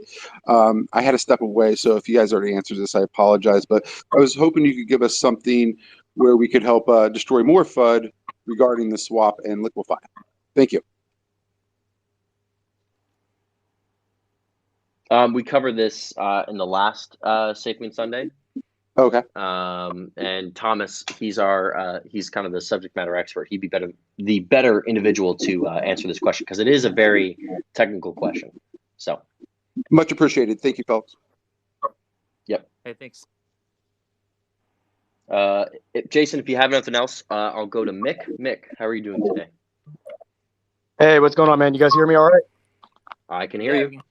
Hey, what's going on? Hey, so 2 questions. One, you kind of hit it when you're talking about going from V1 to V2, but when you guys eventually go to a coin, will the user have to do something to go from token to coin? And will the people that have left the project that have dust in their accounts, will they get left behind so the supply will essentially be lower initially? So that will deserve its own moment. However, the goal for us is, it comes back to accessibility. If it can be a seamless process where you got the SAFEMOON wallet and you hit a button and it migrates, that's what we're shooting for, where it's essentially one click and you're done for the user on the user side of things. Accessibility is something we focus heavily on. So in regards to the other points that you brought up, we will answer those in a future SAFEMOON Sunday, as the SAFEMOON blockchain deserves its own moment. Right, I can respect that. And then the second question I had regarding the wallet. So on your guys' website, on the wallet tracker, you're able to see the reflections you gained over your lifetime. Is there any plan to implement that into the wallet, like a 24-hour period of reflections, a lifetime reflections, just being able to see how much you've invested into your SAFEMOON, how much you've actually earned, average per token, kind of like seeing your numbers move up and down like throughout the lifetime of your investment? Yeah. So I've gotten that a lot. We have had that a lot, and we're already looking into that and how we can display that. It becomes something where so when you connect to the blockchain, you're using technologies like Web3.js, and so there's certain things and certain events that you can track when it comes to reflection, or when it comes to calls, or anything that happens basically on the blockchain. So we're trying to find a way, in a creative way, that we can show those reflections back to the user. And we're thinking of things like, maybe we do a snapshot of the wallet within the app, and then that snapshot, maybe when you imported your wallet, you had, say 10 billion, 500 million SafeMoon. It does a snapshot, and then it's able to then track from that 10 billion, 500 million, and, then save it as your initial import value. And then over time, you would be able to see those reflections, things like that, that we're looking into. There's also subgraphs that we're looking into. But the great thing about what we're doing, I think, with our LP pool, is that we're building subgraphs too. This is something that I don't think that we've even discussed, and this is happening on behind the scenes, is we're building subgraphs with our LP pool so we can track all of the volume, all of the fees. We can track everything per product line. Because if you're a legitimate company, what do you need to do? You need to be able to track how much volume you're getting on each product. You need to be able to track how many fees you're making per product line. Because if you have a product line that you're pushing and it's not doing well and people don't use it and like it, then you need to be able to track it. So we're doing that, and that will probably help with your feature that you're talking about, with how we could somehow be creative in tracking the reflections for the users. But this is definitely something we have a pulse on. Definitely something we've heard from the community as a big feature ad. And then once we find a feasible route and a feasible way to do it that makes sense, then we'll implement it 100%. Now, Cool. Ryan, Yeah, can you kind of go over? Oh, sorry, didn't mean to cut you off. Oh no, I was just saying I thought that was a cool feature. I didn't even know your website had that, and I saw my reflections, and I was like, that's pretty cool. And then I saw someone say, like, we need a sell reflections button. I'm like, that's a cool idea, Yeah, Feedback definitely. is And noted. I get on Twitter, we've gotten a lot, so definitely something we have a pulse on. And that's actually, I would say, one of the higher features that's up there that people want, that people have been asking for. So Yep. Yeah. Thank you for your questions, Mick. Now we're on to SafeMoon Pub.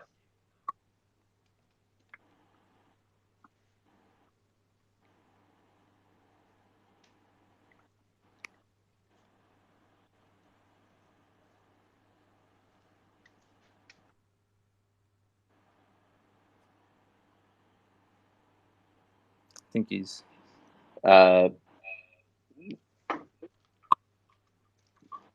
Rob, next speaker.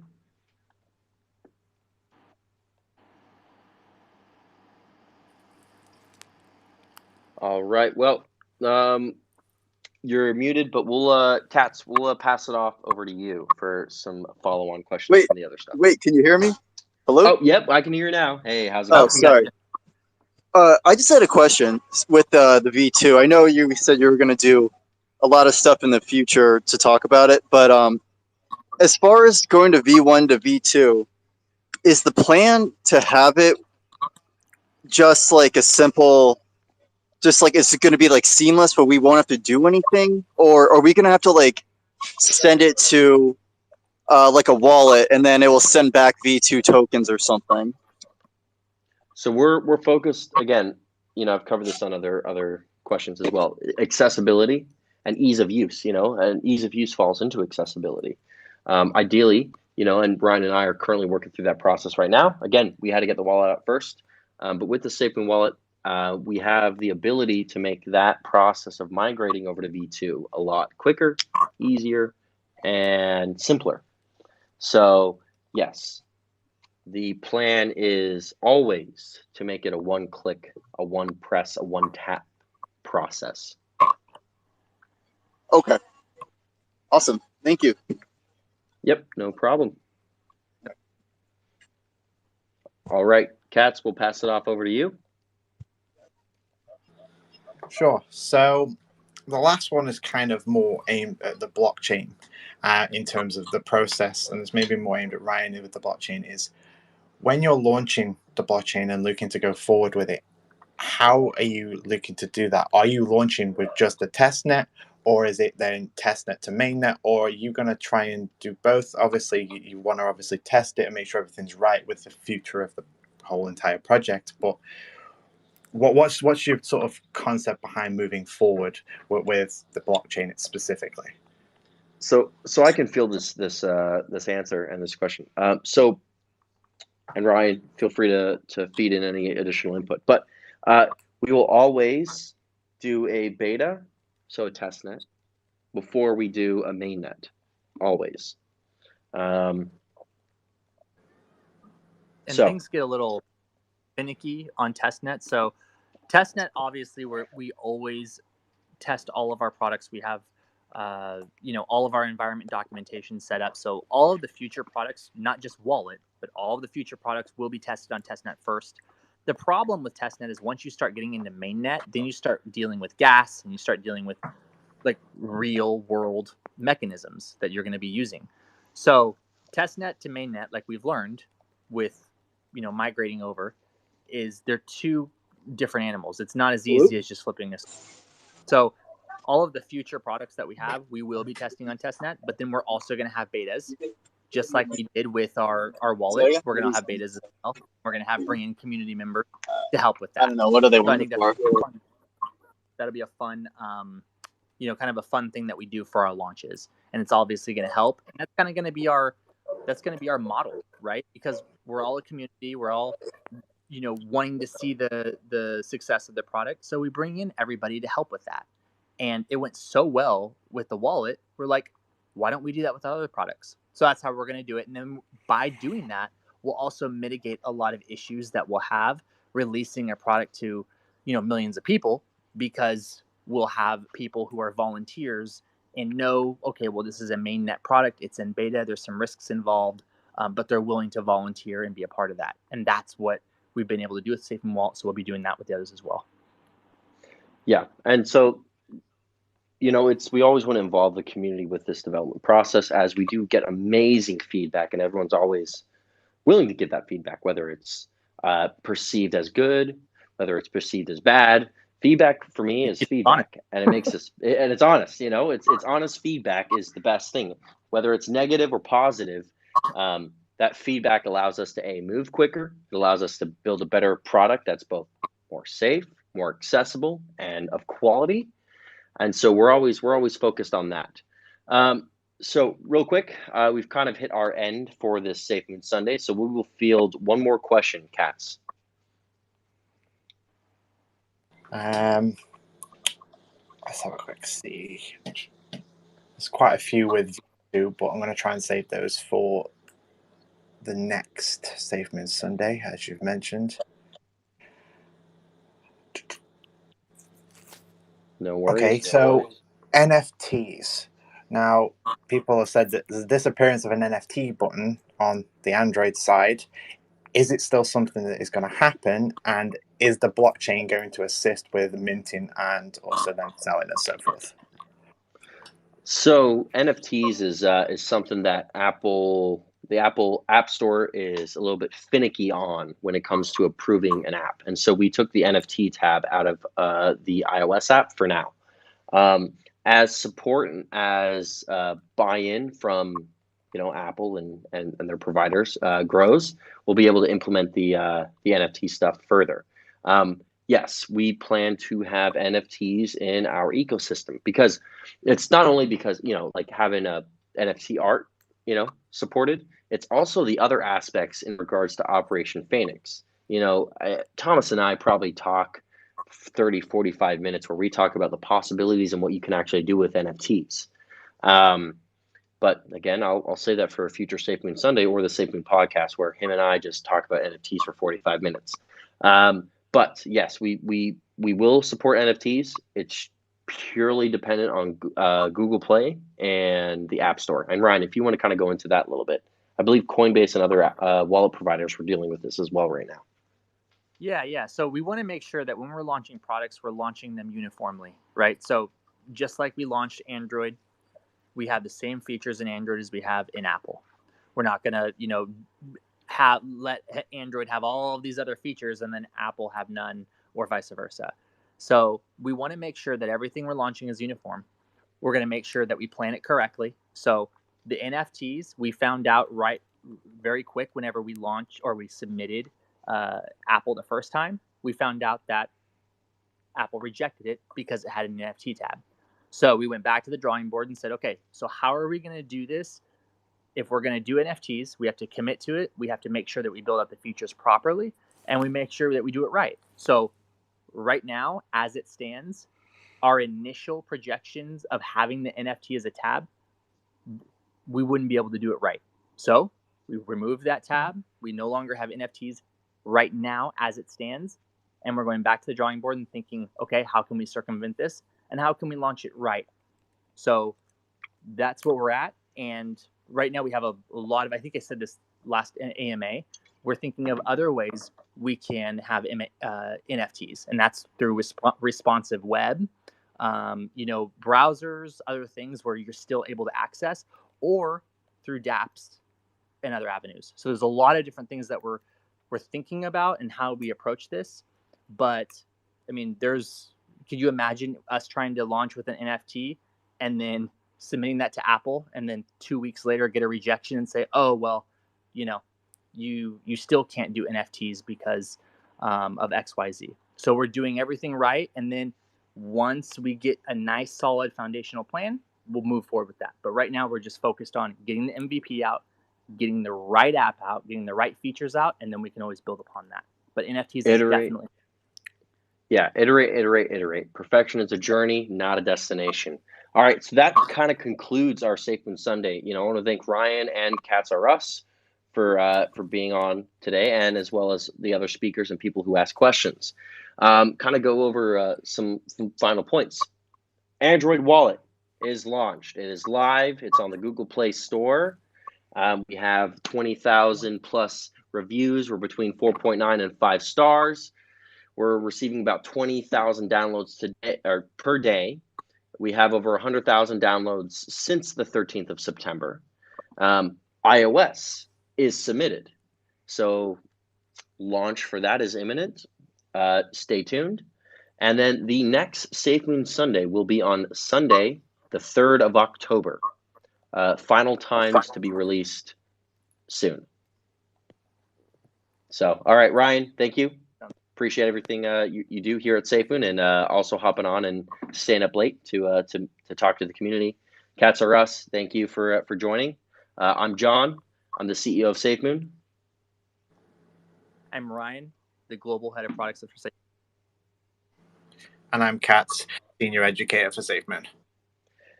Thanks a lot, guys. We are SAFEMOON. We are family. Thank you, everyone, for tuning in.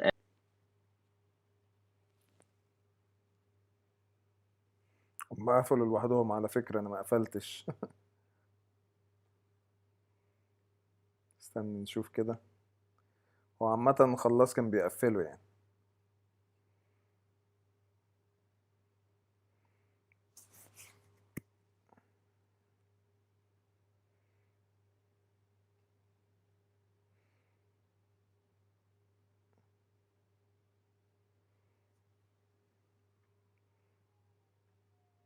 هم قفلوا التويتر سبيس كمان. طيب يا شباب، الكلام حلو على فكرة، مش وحش، الكلام أغلبيته كويس. أنا كتبت بس بوينتس واحد كده هنتكلم فيهم. أنا أخدهم من الأول، ثانية واحدة.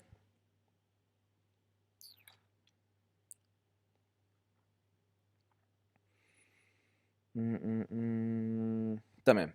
بص يا شباب، هما اول الميتنج خالص ابتدوا يتكلموا عن السبمشنز اللي حصلت على الاندرويد. دلوقتي فوق 110,000 على الاندرويد، رقم 2 في الداونلودز في الجوجل بلاي.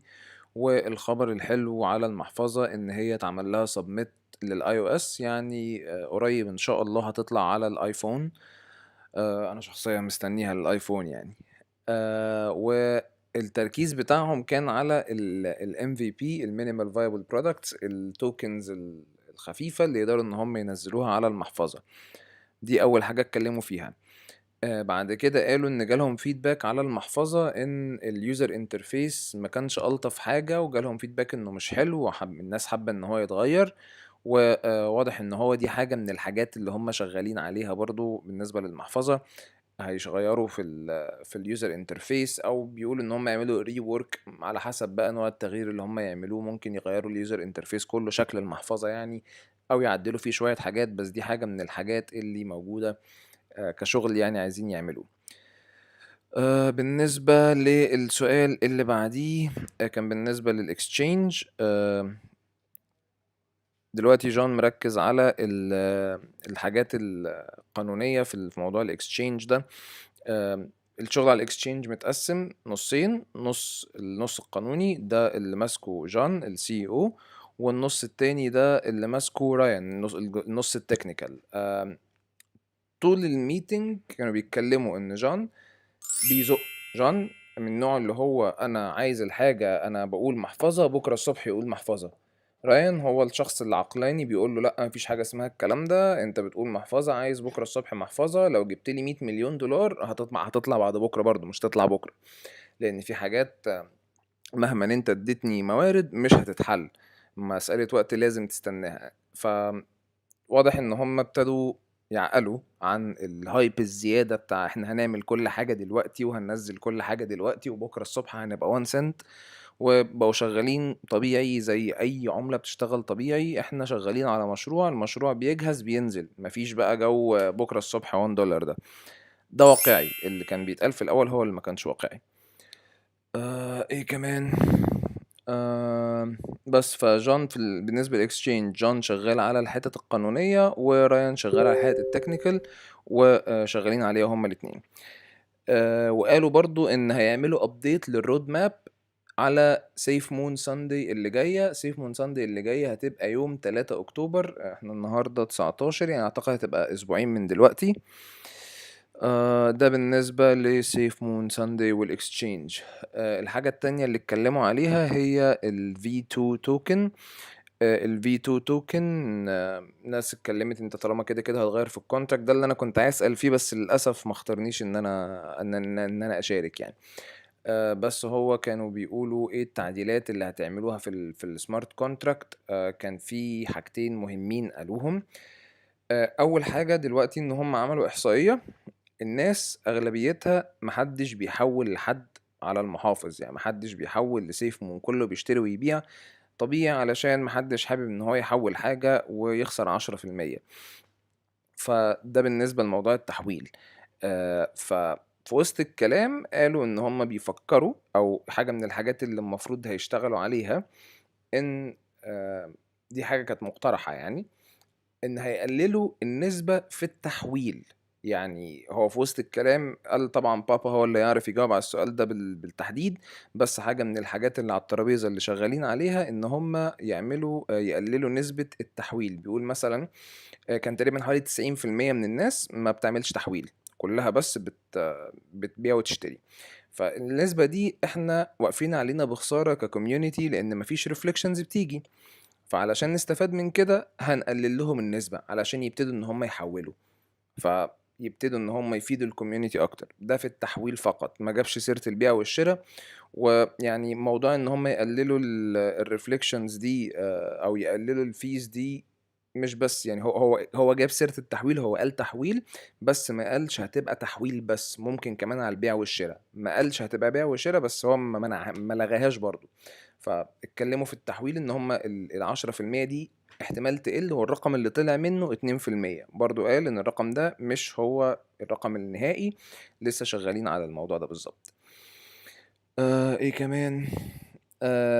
بالنسبة للمايجريشن، علشان دلوقتي هم هيعملوا البلوك تشين بتاعتهم، فلما تيجي تحول التوكنز بتاعتك برضو يتحط عليك 10%. فبيفكروا في طريقة او حاجة من الحاجات اللي المفروض هيطوروا في السمارت كونتراكت بتاعهم، ان يبقى المايجريشن ده، او ان انت تنقل من البلوك تشين بتاعتهم للبلوك تشين اي بلوك تشين تانية، بما فيهم طبعا البلوك تشين بتاعت سيفمون، ان هيكون من غير فيز. شغالين عليها، ما اكدوش ان دي هتحصل، بس دي حاجة من الحاجات اللي بيحاولوا ان هم يدخلوها في الV2 توكن. ايه كمان؟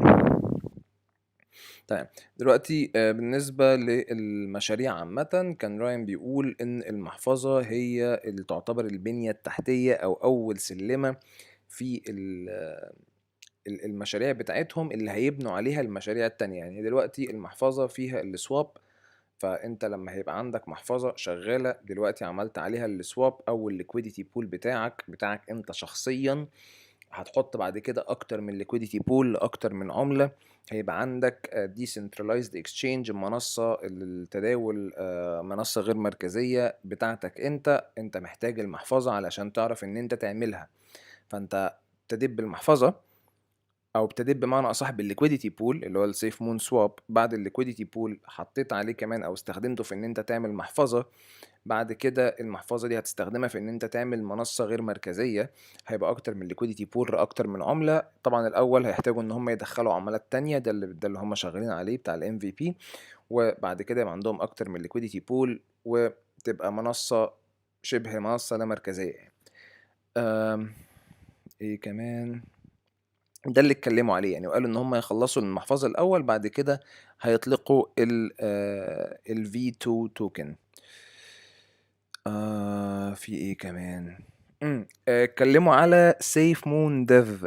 سيف مون ديف ده حد من الناس اللي ابتدت طبعا مع الفريق من الاول، والراجل ده كان فيه كلام، او هو مش كان فيه كلام، هو الكلام ده مؤكد فعلا حصل، ان هو ساب الفريق وفي كان معاه تقريبا تريليون من السيف مون واخدهم وجري حرفيا، لان المحفظه بتاعته كمان، المحفظه يعني خدهم وجري دي، ده الكلام اللي اتقال. انا هقول لكم اللي حصل ايه يعني، على حد معرفتي لحد دلوقتي اللي حصل ايه.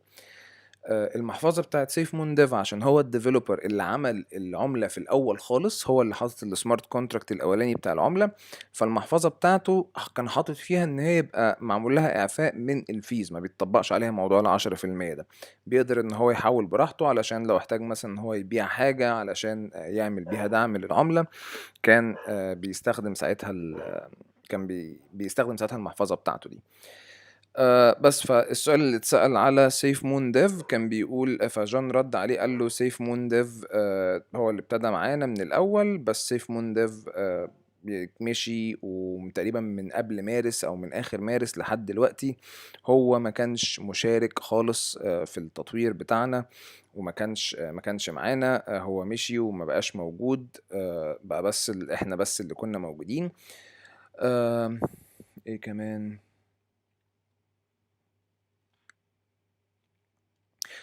هو وبيقول ان هو سيف مون بتاعة سيف مون ديف اللي اتعملت في اول 5 ايام مش هي نفس سيف مون اللي اتعملت بعد كده، يعني هما اللي جم من الاخر حطوا الشغل بتاع سيف مون. يعني من الاخر كده اول اسبوع لسيف مون كانت ميم كوين، بعد كده هما لما دخلوا التيم، بيتكلم عن نفسه يعني وبقية الناس اللي دخلت معاه، ساعتها العملة بقت ليها بقى شعبية وليها شغل وليها مشروع، ما بقتش ميم كوين. ما جابش سيرة الميم كوين بالتحديد، بس ده اللي انا فهمته يعني من الموضوع، ان هي المشاريع كلها بتاعتهم هم، مش بتاعت سيف مون ديف، رغم ان سيف مون ديف هو اللي عامل العملة.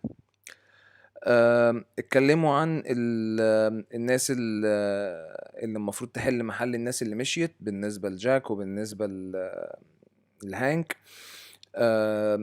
جون قال ان هو كان عنده تقريبا اكتر من 1000 CV على الايميل بتاعه، واخر حاجة عمل شورت ليستنج، اختار 15 واحد، دول اللي عمل لهم انترفيو، ومتشوق جدا ان هو يعين حد فيهم. ورايان برضو كان بيساعده في الانترفيوز دي، او عمل انترفيوز لناس تانية برضو، وكان بيقول ان حتى في ناس لقاها ان هي مناسبة لمشاريع هم لسه ما ابتدوش فيها، ونفسهم ان هم يعينوهم، بس الموضوع صعب علشان هو مكان واحد بس، او هتبقى يعني هيحتاجوا عدد قليل، بس نفسهم ان هم يعينوا الناس كلها. ده بالنسبة للانترفيوز والناس اللي هتعدي مكان الناس اللي مشيت. يعني مش هيكون في حاجة جديدة عندهم سنة 21، ومنصة بلوك تشين ممكن تروح السنة الجاية. طيب بص يا عبد الرحمن، هجاوب بس على كل الأسئلة بعد ما أخلص، بس عشان أكون قلت كل حاجة. اللي بعد كده اتسألوا على هل في تايم لاين للمنتجات بتاعتنا، هل في توقيت للحاجات، عشان احنا كنا بنقول المحفظة هتبقى في آخر المحفظة الباردة. ما جابوش سيرة المحفظة الباردة طول الاجتماع بالمناسبة، بس هو يعني كانوا بيتكلم على المشاريع عامة من ناحية المحفظة الباردة، من ناحية الاكسشينج، من ناحية البلوك تشين. هل المواعيد اللي اتقالت قبل كده هتتغير؟ المختصر المفيد هيراجعوا المشاريع بتاعتهم، هيراجعوا المواعيد. في مواعيد هتتغير لان هم من الاخر كده، وجون قالها بعضمة لسانه، قال احنا ادينا معلومات اكتر من اللي كانوا المفروض نديها. هم فعلا كانوا في الاول يعني الفكرة بتيجي في دماغهم بيروحوا حاطين تويتة من غير ما يشوفوا ايه اللي هيحصل. يعني بيقول لك اللي احنا شايفين ان هي هنعملها اخر الشهر، نروح جايين قبل ما نشتغل نحط تويتة ان هي تبقى اخر الشهر، تيجي تشتغل تلاقي مشاكل طلعت لك. عفوا. فده فهم هيراجعوا المواعيد بتاعتهم، والتايم لاين الجديد والرود ماب الجديدة ان شاء الله هتبقى في النكست سيف مون ساندي في 3 اكتوبر زي ما هم قالوا. طيب يا رجالة، يعني ينفع كده 60 فيور و49 لايك في 11 واحد ما عملش لايك؟ انا عايزهم يبقوا دول 61 لايك، تصرفوا ماليش دعوة. يا ريت بس اللايك يا شباب عشان الستريم حتى كمان ناس تانية تيجي تخش معانا وتستفاد. المهم نكمل. السؤال اللي بعد كده كان ايه اللي هيتعمل بالنسبة للمحفظة بعد كده، يعني ايه الحاجة التانية اللي هتتعمل بعد ما نخلص ان شاء الله الشغل بتاع المحفظة. رايان ردوا على السؤال ده ان ده هيبقى باعتمادا على المحفظة اللي هيحصل فيها ايه لما تخلص وتنزل. فمن الاخر كده هنشوف الكوميونتي هيقول ايه لما المحفظة تنزل، وعلى اساسه هنعدل ونحسن من شغلنا اللي جاي بعد كده. السؤال التاني ده مهم جدا، كان بيتكلم على الليكويديتي بول على بانكيك سواب. دلوقتي هم عندهم السواب الخاص بيهم، فانت كده لما يبقى عندك بانكيك سواب كده انت حرفيا منافس ليها، واخده منك ليكويديتي. فهل انت هتنقل الليكويديتي بتاعتك من بانكيك سواب للليكويديتي الخاص بيك؟ الإجابة المختصرة هو ما أكدش إن هي هيلغي بتاع بانكيك سواب، بس أكد إنه هي الليكويديتي بول بتاع سيف مون هيكون هو الليكويديتي بول الأساسي. دي حاجة لطيفة جدا. حصل أخبار زينة؟ لأ، سايب الشغل، سايب الستريم وبتلعب بابجي، ماشي. الليكويديتي بول إن شاء الله لما هينقلوه هيخلوا الليكويديتي بول بتاع سيف مون نفسها هو الليكويديتي بول الاساسي جنب بتاع بانكيك سواب. ما قالوش هيلغوه ولا لا، وما اظنش ان هم هيلغوه علشان ده يعني هم محتاجين بانكيك سواب مهم وكبير. ليه بقول ده مهم؟ علشان لو حد فاكر، لو في حد كان من الناس القديمة لما ابتدوا ان هم يعملوا مايجريشن على بانكيك سواب من V1 ل V2 على بانكيك سواب، اللي حصل ان احنا جالنا ريفليكشنز كتيرة جدا.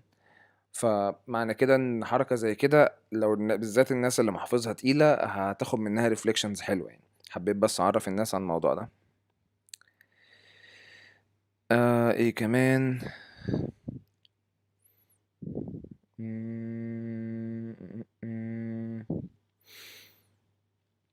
في سؤال بالنسبة للبريدجز، او ده ما كانش سؤال، ده كان في وسط الكلام، يعني ان هم شغالين على بلوك تشينز تانية وحبوا طبعا هيستغلوا موضوع ان هم هيعدلوا في السمارت كونتراكت بتاعهم علشان يسهلوا الموضوع البريدجز التانية. جون اتسأل سؤال بعد كده على اوبريشن فينيكس، وجون كل ما بيتسأل على اوبريشن فينيكس ما بيجاوبش، يعني بيجاوب بطريقة غير مباشرة. فأنا كنت كاتب الإجابة بس دلوقتي وأنا بقراها مش حاسس إن هي حاجة تتقال يعني. والله آسف يا عم، بهزر فيه إيه. أحلى لايك عزيز حبيب قلبي، الله يخليك. شكرا جدا لكم يا جماعة على دعمكم، والناس اللي مكملة من أول الاستريم لحد دلوقتي، يعني طلقتين في الهوا، الله يخليكم. ايه كمان؟ اللي بعد كده بقى دي برضو نقطة حلوة، الوالت تراكر. الناس معرفش خدتوا بالكم من دي ولا لا. تحت خالص هنا هتلاقي فيه والlet تراكر. الوالت تراكر ده انت لما بتحط محفظتك هنا بيبين لك البالانس بتاعك قد ايه، وبيبين لك الريفليكشنز اللي انت اخدتها قد ايه من ساعة لما المحفظة بتاعتك بقى عليها سيف مون، وقيمتها قد ايه بالدولار. تعالوا نشوف عقبال لما ممكن نفتح المحفظة اللي كنا عملناها مع بعض. اخد الادرس بتاعها احطه هنا عقبال لما السيميوليتر ما يفتح. التراكر شكله هنا زي ما انتم شايفين بيبين لك البالانس والريفليكشنز والقيمه والكلام ده كله.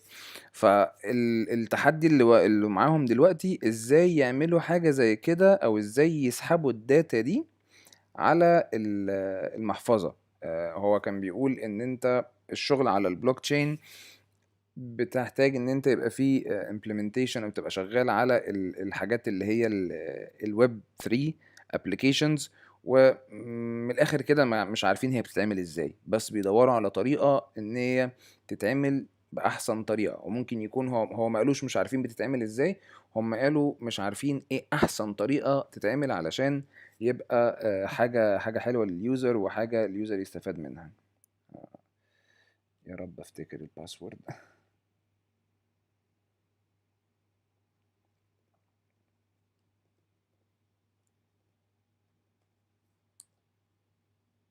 حلو، معانا 8 دولار. غليت على فكرة عن آخر مرة احنا كنا عاملين بيها. تعالوا نشوف receive SAFEMOON copy.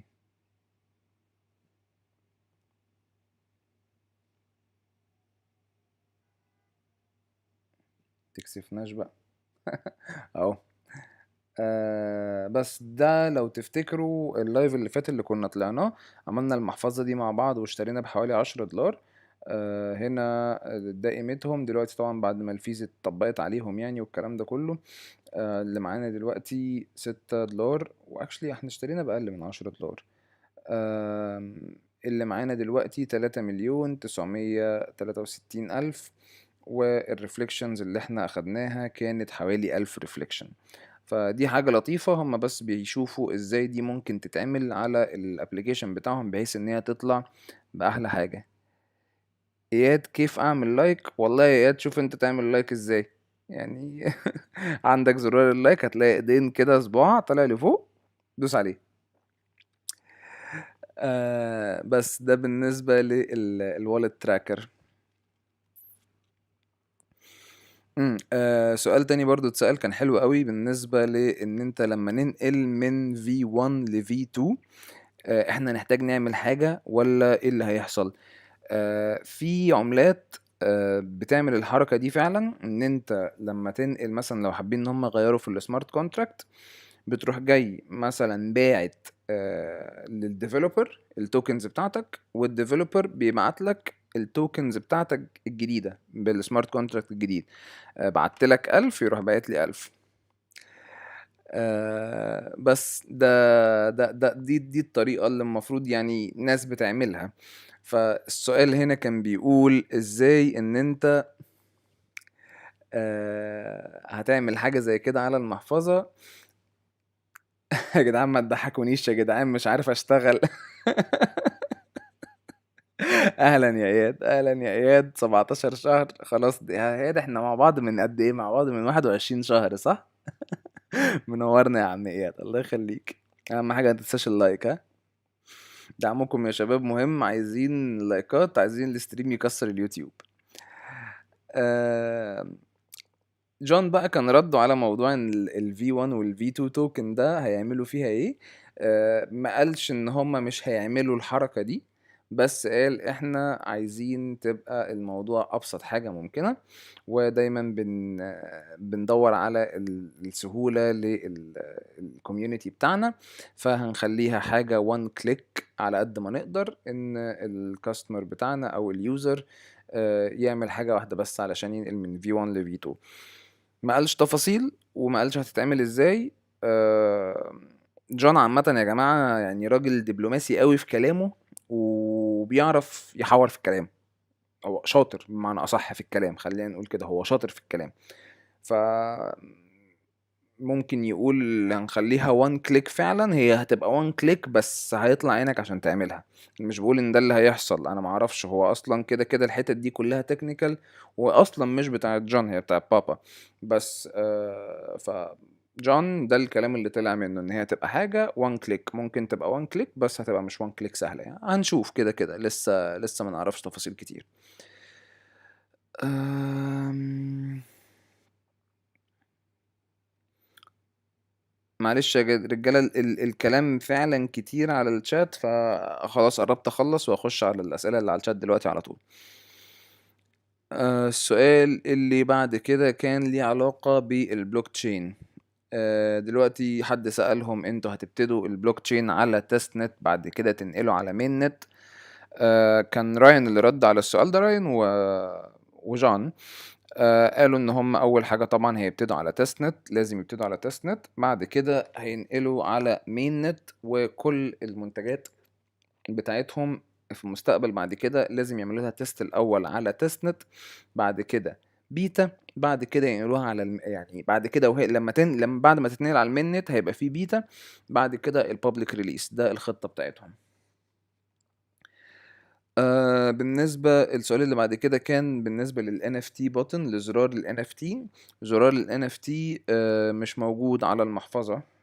زي ما انتم عارفين المفروض يكون في هنا زرار NFT. فين؟ المفروض يكون في هنا زرار تالت NFT. فحد سألهم الزرار ده هيطلع امتى، هتجيبوه امتى؟ كان رد راين على الموضوع ان ابل بترخم جدا على موضوع ال NFT، او على موضوع الفيتشر بتاعت ال NFT، على الرغم ان انا دلوقتي على تليفوني دلوقتي فين ثانية هفتح الميتا ماسك، انا متأكد ان هي موجودة عليها. التراست والت ما فتحتهاش بقالي كتير، التراست والت كمان موجود عليها. بس وعلى ايفون اهو، وعامل ابديت وكل حاجة. بس هو بيقول ان ابل بترخم، فهم شالوها من المحفظة علشان ما ينفعش تبقى المحفظة الاندرويد عليها حاجة والاي او اس ما عليهاش حاجة. فابل يعني لحد ما يعملوا موضوع ال NFT ده بالمواصفات القياسية بتاعت ابل هيكون مش موجود على المحفظتين. تمام. معلومة حلوة قوي قالها جون في النص، معرفش كان قصده ولا غصب عنه، ليها علاقة ب اوبريشن فينيكس وال NFT. بيقول ان هو على طول بيتكلم يعني مع رايان ومع بابا على موضوع ال NFTs واستخدامات ال NFT في جامبيا. دلوقتي استخدام من استخدامات ال NFT، انت ممكن تبقى البطاقة بتاعتك NFT، يبقى انت عندك توكن على المحفظة، التوكن ده NFT، ده بطاقتك. لما حد يقول لك هات بطاقتك طلعه المحفظة بتاعتك حرفيا، لان هي بيكون فيها معلومات موجودة لا يمكن ان هي تتزور. دلوقتي لو حكومة جامبيا اعتمدت البلوك تشين بتاعت سيف مون، وبعد كده الناس اللي في جامبيا كلها عملت الايدنتيتي بتاعتها او الهويه بتاعتها بطريقها على البلوك تشين بتاعت سيف مون، ممكن ساعتها يمشوا بدي ان هي الحاجه الرسميه. هو ما قالش كده، بس ده استخدام وتطبيق من تطبيقات البلوك تشين، وجون مش اول مره يجيب موضوع الايدنتيتي والهويه في بالنسبه للبلوك تشين وبالنسبه للاوبريشن فينيكس والان اف تي مع بعض. فدي حاجه من الحاجات اللي ممكن يكونوا برضو شغالين عليها. ايه كمان؟ وبيفكروا ان هم مؤقتا في ال NFT هيشغلوا مواقع، يعني هتبقى بدل ما تكون على المحفظة دايركت هتكون على موقع، او هيعملوا براوزر مختلف، او هيعملوا داب decentralized application ويدخلوه للمحفظة. جون نزل تويتة وطلع السعر. ثواني يا احمد نشوف التويتة بتاعت جون ونشوف موضوع السعر ده دلوقتي. Thank you all for tuning in. It's an honor to be your captain. See you October 3rd. In case you missed it, iOS SafeMoon is submitted and in store. Nice. السعر تعالوا كده نرفرش.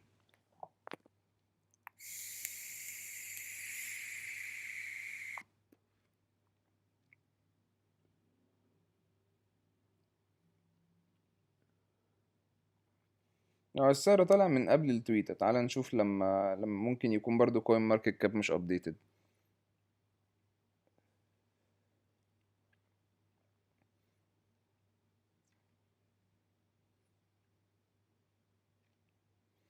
خلوا بالكوا برضو بو كوين ده على باينانس سمارت تشين، بس احنا عندنا على الباينانس وعلى الايثيريوم.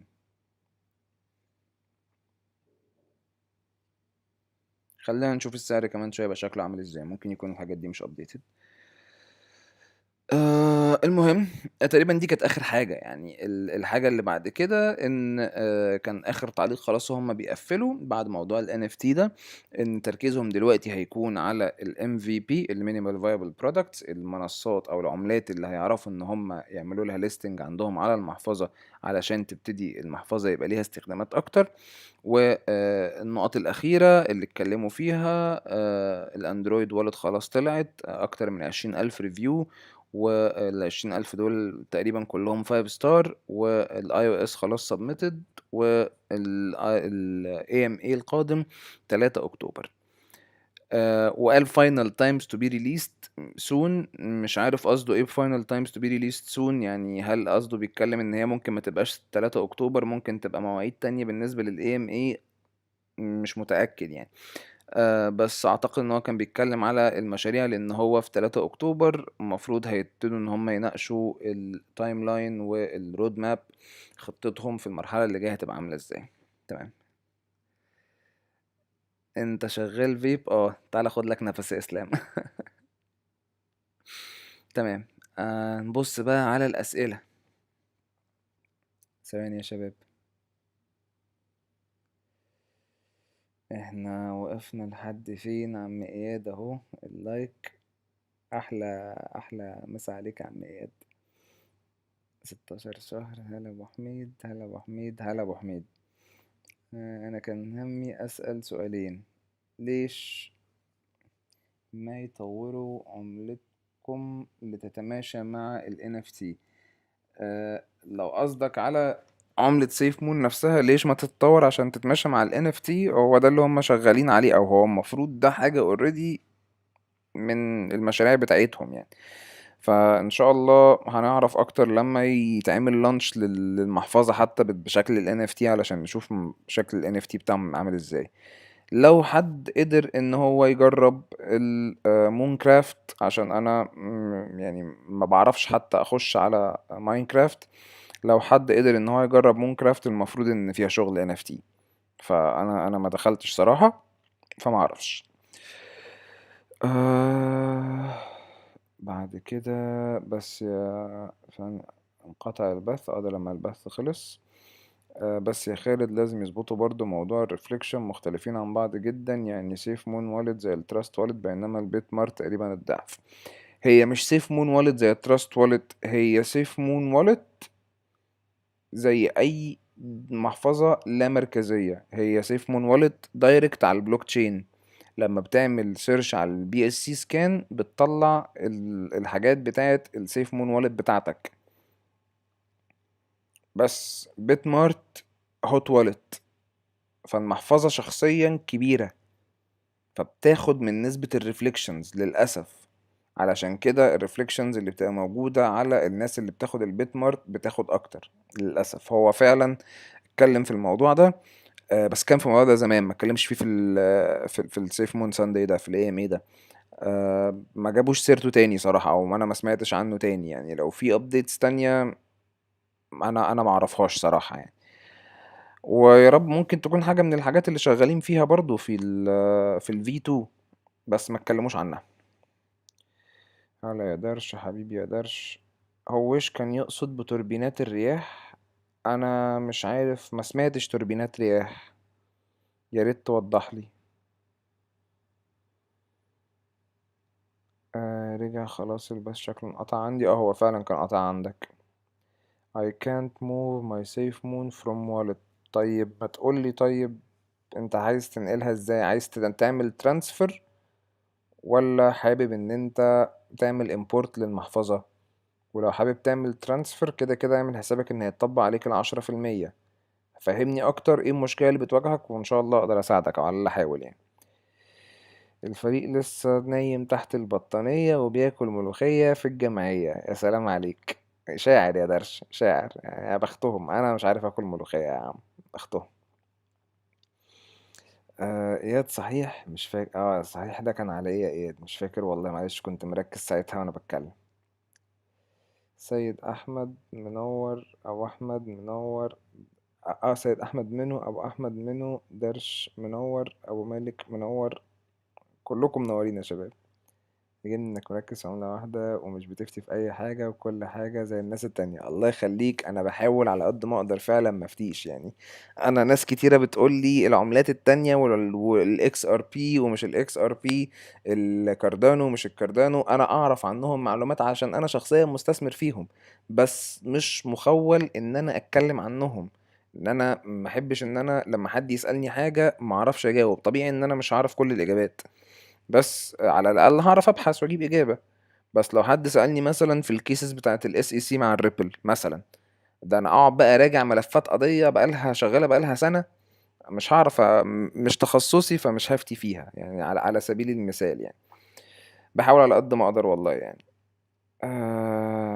بس والله انا لو فضيت هعمل لكم شغل على حاجات تانية كتير، ما تقلقوش.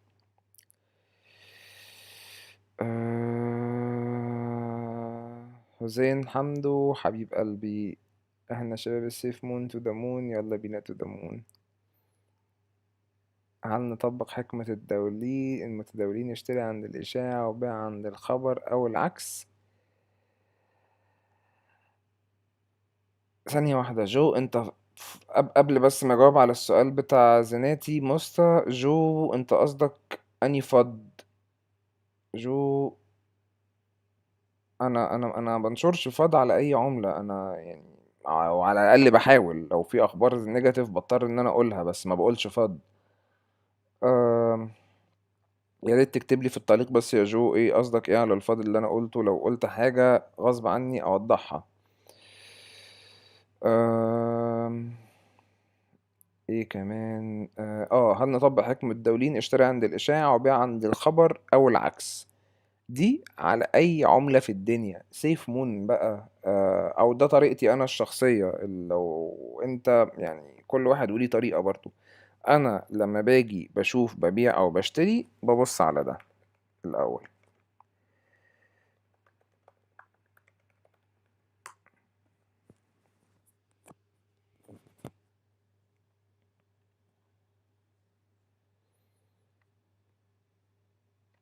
الكريبتو فير وجريد اندكس ده بيحلل الايموشنز او المشاعر بتاعت المتداولين بمعنى اصح.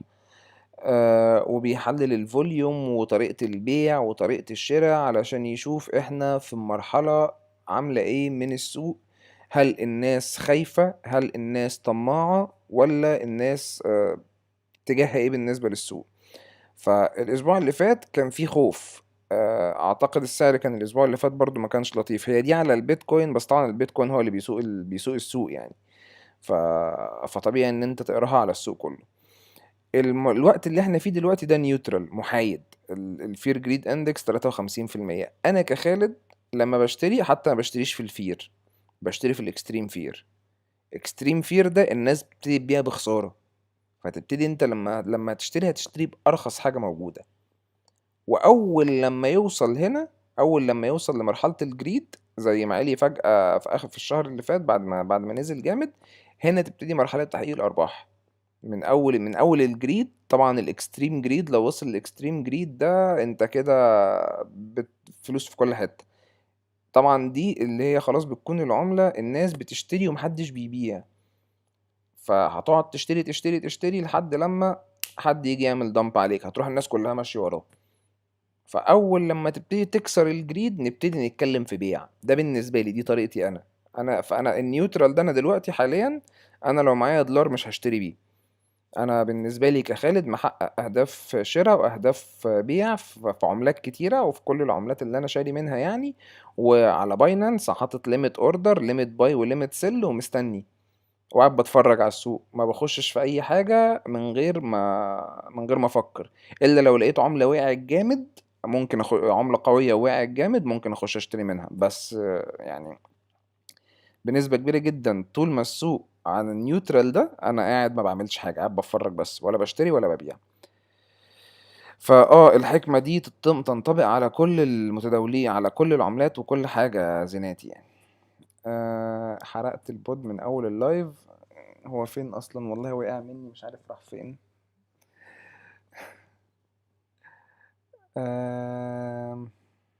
by the way the price is updated on Webull. ثانية واحدة يا ماجد ابص عليها. Webull، انا حتى مش فاكر الموقع بتاع Webull ده كان دوت ايه اساسا. دوت كوم.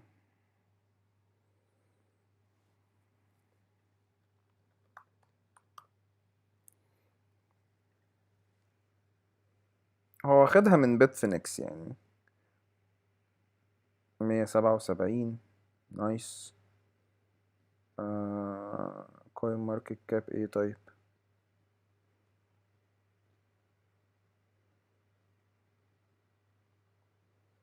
ده كوين ماركت كاب نايم في العسل. طب كوين جاكو.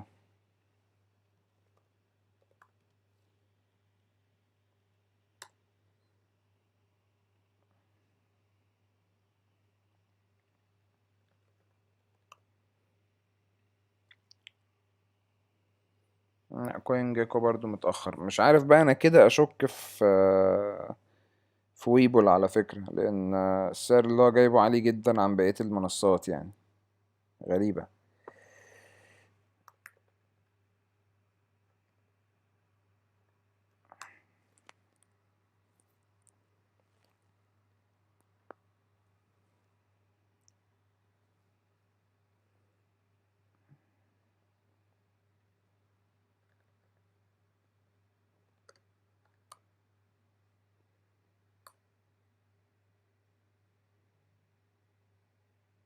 هي ليه مش طالعة هنا؟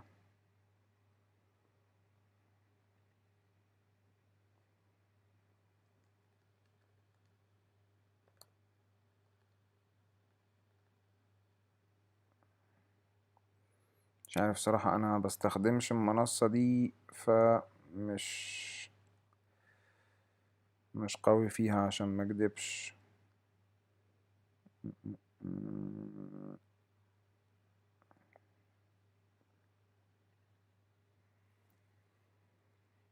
مش عارف صراحة. مش عايز اضيع لكم وقتكم برضه عشان نكون جاوبنا على كل الاسئلة لو في حد مستني على سؤاله. بس انا مش شايف سيف مون هنا راحت فين صراحة. هي اكيد محطوطة على يو اس دي يعني. حتى ويبول جايبها من على بيتفنكس قصاد يو اس دي صح. سيف مون يو اس دي. مش عارف، مش طالع عليه صراحة. مهم مش موضوعنا يعني. ان شاء الله السعر يتقبضت على كوين ماركت كاب قريب كمان. ايه اللي بعد كده؟ ما جابوا السبلاي للاسف يا امير، ما جابوش سيرة السبلاي خالص. انا كنت عايز اسال على موضوع السبلاي بس ما للاسف ما جابوش سيرتها. هل مون كرافت او ام كي شوبا، الله يخليك. انا والله فعلا بحاول ان انا مفتيش. ده نفس الطريق اللي قبل كده. شكرا والله، ربنا يخليك.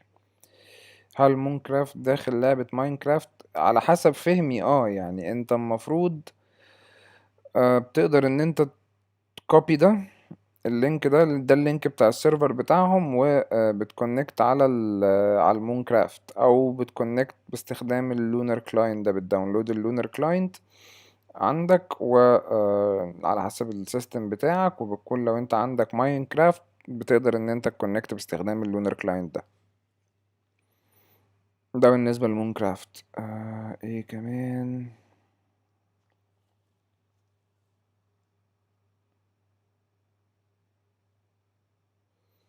لماذا لم يتمكن فريق سيف مون من إدراج عملته في كثير من المنصات المشهورة؟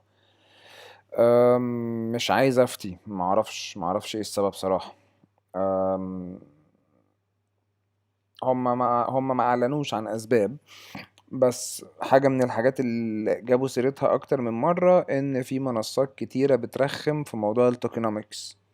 ممكن يكونوا هم منشفين دماغهم في التوكنومكس، إن هم لازم يكون في توكنومكس.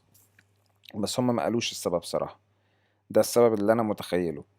ممكن حاجة غير كده ان العملة يعتبر لسه جديدة وسمعتها على الاقل في الاول كان في ناس كتير بتقول ان هي سكام وملهاش اي مشروع. فممكن يكون ده السبب بس مفيش سبب انا شخصيا على الاقل عارفه. It's giving me insufficient balance but I have like $300 there. طب ممكن تقولي insufficient balance ده انت يعني انت بتحول وبيقولك insufficient او بص اقولك على حاجة هكتب لك دلوقتي التليجرام بتاعي. ابعتلي واخش ابص على الموضوع علشان غريبة يعني. المحفظة دي أمانة ولا إيه؟ مفروض مفيش أي فيدباك عنها طلع وحش لأن كده كده أصلا المحفظة بتبقى على البلوك تشين فالابليكيشن بتاعهم مش هيفرق كتير من ناحية السكيورتي. في حاجات طبعا بتفرق من ناحية السكيورتي لأن هي الابليكيشن بيكون متسجل عليه البرايفت كي والسيد فريز. بس انا مفيش اي نيجاتيف فيدباك شفته عن الابليكيشن من ناحيه السكيورتي فاعتقد بس انا كخالد برودكت لسه نازل جديد سيف مون بقى ابل. انا ما اشتريتش ايفون 10 اشتريت 10 اس ومعايا لحد دلوقتي. اي برودكت لسه جديد ما بحبش العب معاه نلعب مع المضمون. فلو الكميه اللي معاك كبيره قوي وخايف عليها خليها مكانها لو على التراست والت او على الميتا ماسك لان على الاقل دلوقتي المشروع بتاع المحفظة شكلها حلو وكل حاجة بس هي ما بتقدمش حاجة المحافظ التانية ما بتقدمهاش لحد دلوقتي. لما بقى نشوف موضوع الاكسشينج والمينيمال فايبل برودكتس والحاجات اللي هيدخلوها ساعتها هنشوف. I have P SafeMoon from SafeMoon wallet and I tried to transfer to Trust wallet وبيقول لك insufficient funds على ال P SafeMoon wallet from SafeMoon wallet and I tried to transfer to Trust wallet. مبدئيا طبعا اتأكد ان انت بتترانسفر على بي سيف مون برضو اي ار سي 20 ده اول حاجة. بس موضوع الانسفيشن ده غريب قوي. لو كده زي ما قلت لك ابعتلي على التليجرام. مجدي ابو الهادي برو I'm wondering why SafeMoon not listed on Coinbase like Shiba Inu and it seems that SafeMoon have project map and road than Shiba Inu. صح بس خلي بالك ان سيف مون عكت الاول جامد قوي مع باينانس ده رأيي ان السبب ان هم مش موجودين ان هم عكوا مع المنصات التانية ده رأيي. او يعني ممكن يكون ده غلط ممكن يكون ده صح الله اعلم او ممكن زي ما اكون قلت برضه عشان موضوع التوكنومكس. لماذا لم يتمكن فريق سيف مون من ادراج عملته كتير من المنصات المشهورة زي ما قلت يا مصطفى بالظبط. ما تتوقع يخلصون الصرافة هم شخصيا مش عارفين يعني. لو كده اقدر ان انا اجيب لك اجابة منهم على السيف مون ساندي الجاي 3 اكتوبر. ده الكلام ان هم قالوا ان هم هيتكلموا اكتر عن المواعيد وعن الرود ماب في 3 اكتوبر. ف مش هقدر ادي وقت حتى يا سيدي يخلصوا الاول المحفظة يعني المحفظة تبقى طالعة على الاي او اس ويخلصوا نص الشغل اللي فيها بعد كده نبص للاكسشينج ده رأيي. ممكن ذكرنا رد ستوشي على سؤالك ان السكويز ممكن يحصل او لا. ان شاء الله يا عبد الرحمن على حسب الرد بتاعهم فين ان لما الاي او اس محفظة تطلع once iOS comes out squeeze will happen لما المحفظة الاي او اس تطلع. وفي واحد من المودريتورز هنا كان بيقول ان مفيش بولش مومنتم دلوقتي الدنيا فعلا مش في الطالع يعني ولا سيف مون ولا السوق كله. فمش مش هم عايزين يستغلوا البولش مومنتم عايزين يستغلوا ان الدنيا طالعه لفوق. فدلوقتي الدنيا مش طالعه لفوق ومفيش محفظه او المحفظه مش موجوده على الاي او اس فلسه still a waiting game لسه قاعدين مستنيين.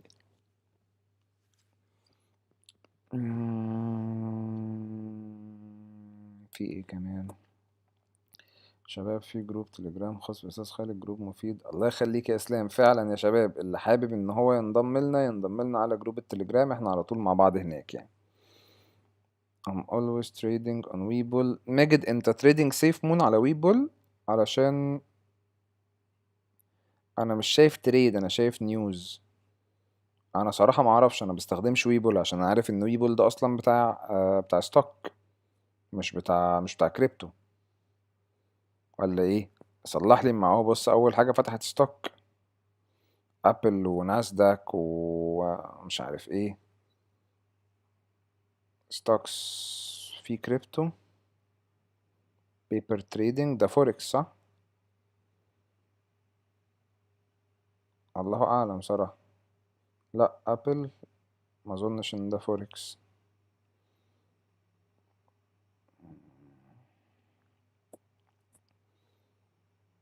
انا مش شايف اي كريبتو في الموضوع، فيا ريت لو انا ببص في المكان الغلط تعرفني.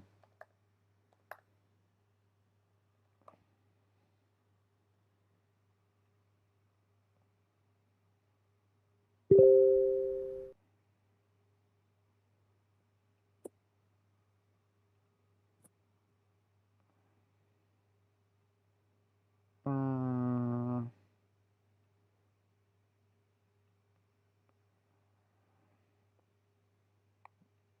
اوكي، غريبة صراحة. طيب ثانية بقى كده نبص على حاجة تانية مهمة برضو، نخش نبص على السيرتك اوديت، عشان في منصات كتيرة شفتها مش مدرجة بس موجودة على السيرتك اوديت. والله السكور لطيف.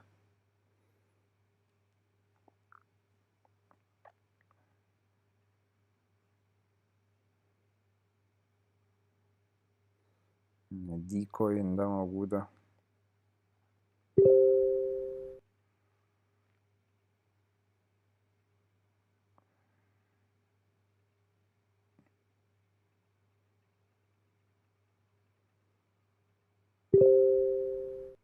ايب سواب اخر حاجة. مش لاقي ويبل في الاكسشينجز دي. صراحة مش عارف، اجان انا عشان ما بستخدمش ويبل، فمش عايز افتي صراحة. معانا ايه تاني؟ السؤال اللي بعد كده، اهم شيء محفظة اي او اس. يا ريت والنبي يا اياد، ده انا هموت وهنزلها عندي على تليفوني. يعني انا عايز استخدمها، بس للاسف بقى ما فيش. Let me tell you something, cause I'm half American, half Egyptian, so easy for me to trade on Webull and Robinhood. I love SafeMoon, I'm deep in it. I have 7K in SafeMoon and same in Shiba Inu. ما شاء الله. انا صراحة ما اعرفش موضوع ويبل ده خالص يا ماجد.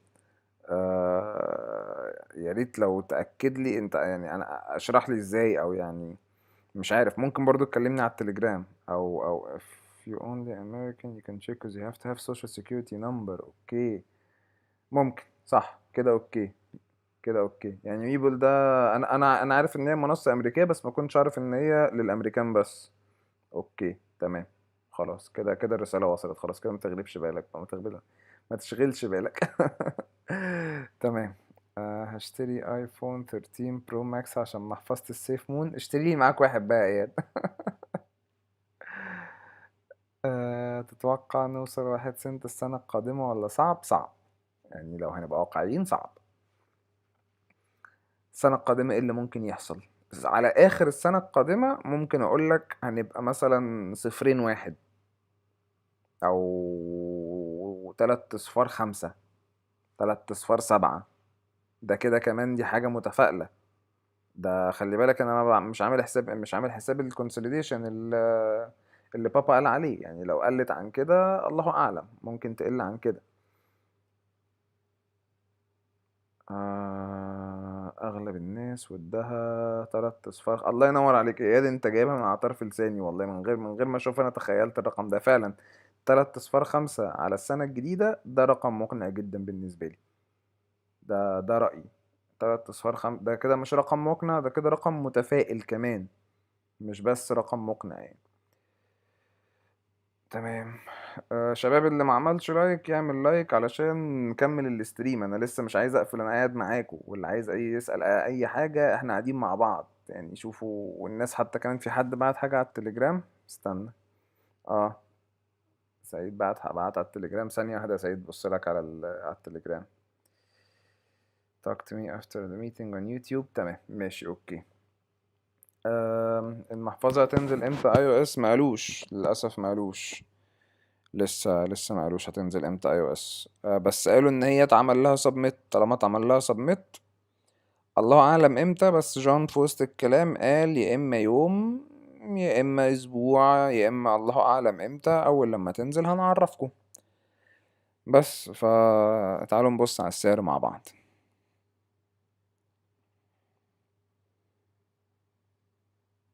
بس هو برضه كده يعتبر بيعلى اعتقد. انا مش فاكر الرقم اللي كان هنا ايه، بس اعتقد بيعلى، او هو بمعنى اصح عالي عن بداية الميتنج. عالي حاجة بسيطة اي نعم، بس عالي عن بداية AMA. يعني كان 1.5 1.6، دلوقتي 1.5 6 7. عالي نسبة صغيرة لطيفة، مش خسارة يعني. معلش يا شباب لو صوت الكلب طالع في المايك، انا اسف. العفو العفو يا صاحبي. ايه كمان، انا كنت عايز اخد رأيكم في حاجة صحيح يا شباب. في حد اقترح عليا بيقول لي يا خالد بعد كده ابقى اعمل عندك على القناة على اليوتيوب ممبرشيب وسبسكريبشنز. انا مش حابب اعمل كده، بس هي الميزة ان هي بتدي حاجات زيادة للكوميونيتي وللناس اللي حابين ان هم ياخدوا حاجات زيادة. انا شخصيا ما بحبش النوع ده. انا الموضوع مش موضوع فلوس، هو موضوع ان انا يعني حابب اللي انا بعمله. فكنت عايز اخد رأيكم، بس هل انتوا كالناس اللي قاعدة معايا دلوقتي م- حاجة زي كده تفيدها؟ ان انا مثلا اعمل ممبرشيب تديك حاجة اكسترا، تديك الفيديو ينزل بدري، تديك فوتينج على حاجات معينة. قولوا لي رأيكم برضو يا ريت في التعليقات او في الشات. Let's talk logic. If SAFEMOON gets to 3 أصفار that would be great, but I don't think so. I can go for 3 أصفار. ما هو ده نفس، مش فاهم. Let's talk logic. If SAFEMOON got 3 أصفار 5 that would be great, but I don't think so. It can go for 3 أصفار 5. طب let's talk logic. فين اللوجيك؟ 3 أصفار 5 دي فين؟ مكان ما أنا واقف كده صح؟ لا دي 4 أصفار.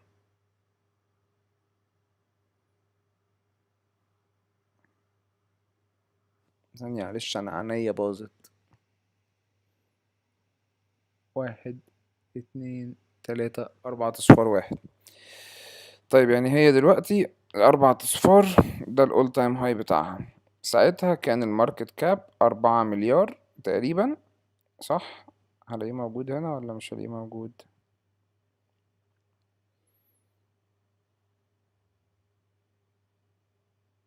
$5.37 بليون. أعلى نقطة كانت كام؟ 5.9 بليون.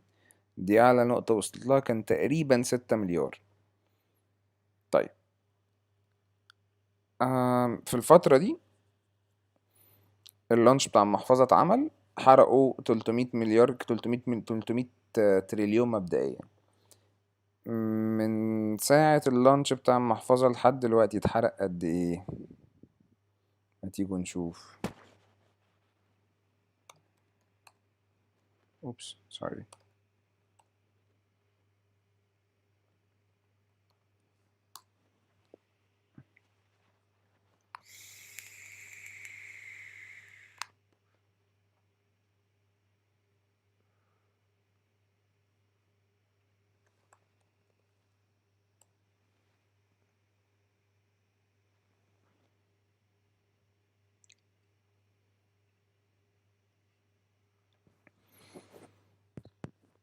اتحرق يعتبر 124 تريليون. 124 تريليون بقى في قد ايه؟ 124 تريليون هي العملة طلعت في شهر مارس تقريبا.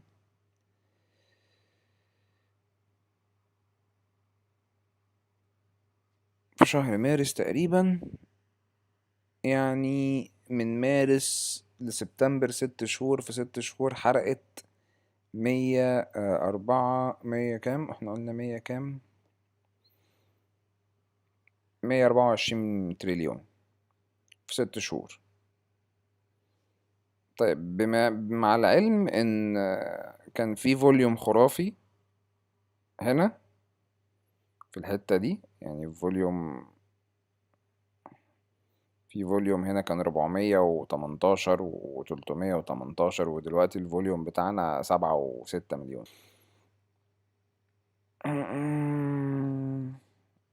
انا مش عارف هل هنرجع للفوليوم بال200 مليون وال300 مليون والكلام ده تاني ولا لا. اتمنى ان ده يحصل.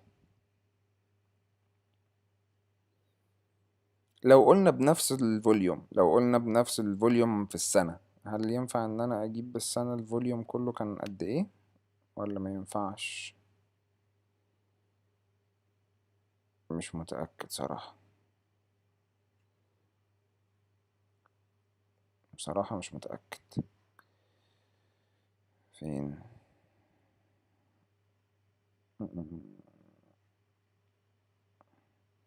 24 hours.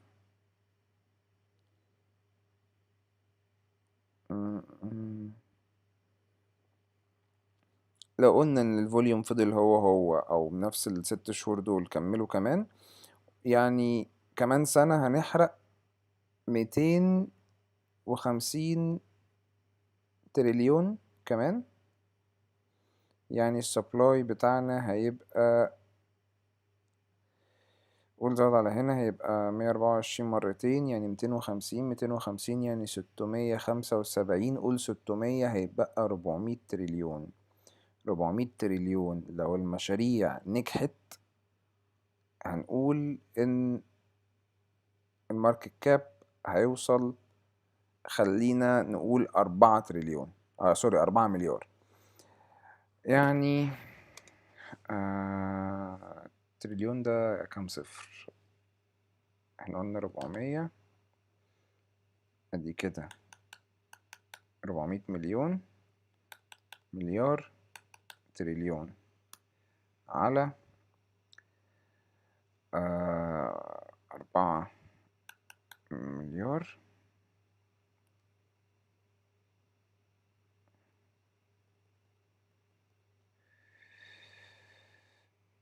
سوري العكس، 1 2 3 4 4 اصفار 1.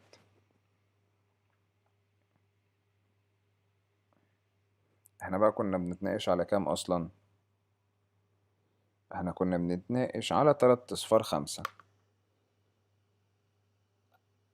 يعني اديني جبتها لك بالتقريب 4 اصفار 1. ده كده كمان خلي بالك ان انا ما عملتش الحسبة دي غلط، عشان بس نكون متفقين. علشان انت كل ما محفظة الحرق بتكبر كل ما بتاخد جزء اكبر من الريفليكشنز، فممكن نسبة الحرق كمان تزيد اكتر، فما يتحرق اكتر من الكمية اللي انا عامل حسابي عليها، اكتر من اللي انا حسبتها. انا حاسب لك حسبة بلدي والحسبة دي مش صح، بس يعني بالتقريب كده وبالشبه ممكن نقول ان لو الدنيا مشيت معاهم ونفذوا كل المشاريع اللي بيتكلموا فيها 4 اصفار 1 رقم واقعي. انا شايف ان هي تبقى اكتر من كده صراحة، بس لو حسبناها ورقة وقلم يعني 4 اصفار 1 رقم مش صعب انه يتحقق. لا يا خالد خطأ. طب وضح لي يا اياد قصدك ايه اللي خطأ؟ ما هو تقييم أخ خالد لأحداث اليوم؟ وممكن توصل سيف مون لسنت ونضع باعتبار إن الشركة جادة في المشروع رغم العراقيل والتطورات في تغيير الفريق.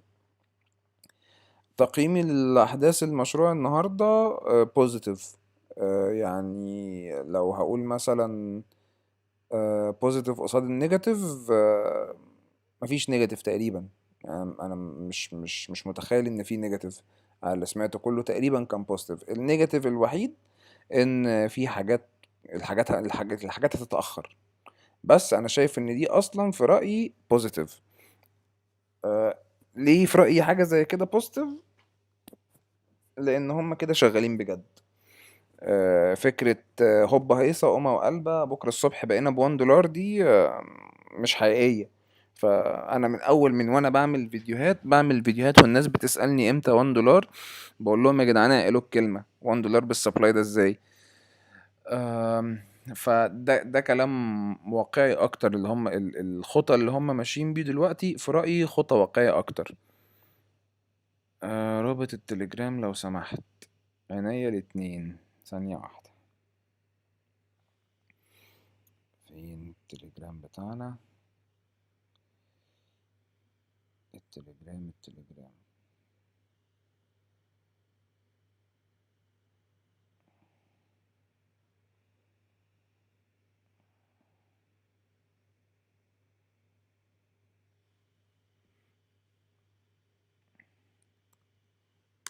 ده رابط التليجرام يا شباب، يا ريت يعني تنورونا على التليجرام. الناس اللي لسه جديدة معانا، الناس اللي لسه جديدة، لو لسه جديد متنسوش يا جماعة تعملوا سبسكرايب عشان تتابعوا الأخبار. ولو حد لسه معملش لايك، يلا بينا اعملوا لنا لايك، اللايك بيدعم جامد جدا، ودعمكم أي دعم بيفرق جامد. يا ريت ما تنسوش دعمكم واللايكات وكل الدعم. القصد المقصد مبلغ اشتراك. انت كنا بنتكلم على ايه؟ اياد، لا يا خالد خطأ. طب فهمني اكتر عشان انا عايز فعلا رأيك يا اياد في الموضوع ده، علشان ناس كتيرة كانت بتقول، ناس كتيرة قالت لي يا خالد انت المفروض تبتدي تمونيتايز الشانل بتاعتك وتعمل سبسكريبشن، وتبتدي تبوش اكتر على موضوع السوبر تشات والسوبر ستيكر. وانا ما بحبش ان انا لما اطلع اتكلم في ادوني فلوس ادوني فلوس، ايه الجو ده؟ فبس يعني انا اللي شد انتباهي اكتر موضوع السبسكريبشن ده، علشان بدي فاليو، بدي added value، بدي حاجة زيادة. الناس هتقدر ان هي تعمل فوت على موضوع الفيديو اللي جاي، الناس هتقدر ان هي يجيلها حاجات اكسكلوسيف، فليك فاليو ان انت تاخدها. لكن انا كده كده من الاول عامل حسابي ومبدئي النوليدج مش بفلوس، النوليدج بتاعتي موجودة ببلاش. اللي ممكن يبقى بفلوس الوقت، وقتي لو مثلا حد طلب كوتشنج ولا حاجة، ده ساعتها انا هضطر ان انا اخصص لك من الوقت هو اللي بفلوس، لكن النوليدج ببلاش. نعم، المشاريع الحقيقية والواقعية لازم تواجه صعوبات وتأخير وتغييرات في المواعيد. والله يا محمد أنا شخصيا بعاني من الموضوع ده، أنا شخصيا كخالد. معرفش أنت معانا على جروب التليجرام ولا لأ صراحة. بس احنا اوريدي كنا شغالين في العملة بتاعتنا، والمفروض اللانش بتاعها كان هيبقى آخر الشهر اللي فات، وأجلناها لآخر الشهر ده. والحمد لله ان احنا كل ما بنشتغل بتواجهنا صعوبات وبندور على حلها، والحمد لله بنعرف ان احنا نلاقي حل يعني. بس طبعا بيبطأ من التقدم يعني. انا عجبني لما قلت يا خالد ان ممكن العملة بسنة 2022 توصل 3.5. يا ريت، بس يا جماعة انا ما بحب، انا ولا بدي نصايح استثمارية، ولا بقول اشتري ولا بيع، ولا بحب ادي ارقام للشراء وارقام للبيع، ولا توقعات ولا الكلام ده. بس انا بتكلم برأيي، انا شايف ان في قابلية ان هي ممكن توصل لحاجة زي كده. ايه نعم، مشترك معاكم في التليجرام، منورنا يا محمد. الناس اللي مشتركة في التليجرام كلها منورانا. ايه كمان؟ معرفش يا محمد انت كنت معانا الشهر اللي فات لما كنا شغالين على البروجكت بتاع العملة بتاعتنا ولا لا صراحة؟ بس كنا شغالين وما زلنا شغالين عليها، بس انا ما عنديش وقت للاسف ان انا حتى كمان اطلع اتكلم عنها، علشان الوقت اللي ببقى موجود وببقى شغال عليه. الحرق بيكون اقوى اذا العملة ترخص، الى حد ما. لما الناس عملت دمب جامد. فين الدمب اللي حصل هنا؟ الدمب اللي حصل هنا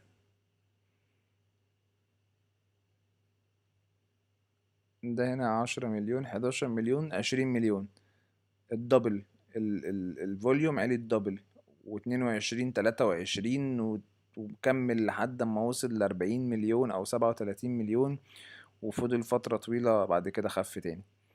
بس في الفترة دي كلها فض اللي حصل بتاع جاك وسوري بتاع هانك وبتاع جاك، والكلام اللي اتقال على بابا ومش عارف ايه، خلى الناس تبيع جامد. فالحمد لله يعني، على قد ما هو حاجة وحشة، على قد ما هو على الفوليوم وعلى الحرق يعني. الفوليومات دي ما شفناهاش من زمان. انا عايز اشوف الفوليوم قبل اللانش بتاع المحفظة كان شكله عامل ازاي. والله الفوليوم قبل اللانش بتاع المحفظة وصل ل41 مليون، بعد كده طبعا 52 مليون من البيع. يعني خدتوا بالكوا هنا لما وصل اعلى نقطة ليه كان وصل ل41 مليون. ده في السعر العالي. بس بص في سعر في النزول كسر 50 مليون. حتى البيع والخسارة فيها مكسب لأن هي بتأثر على الفوليوم يعني. دي ميزة من مميزات التوكونومكس.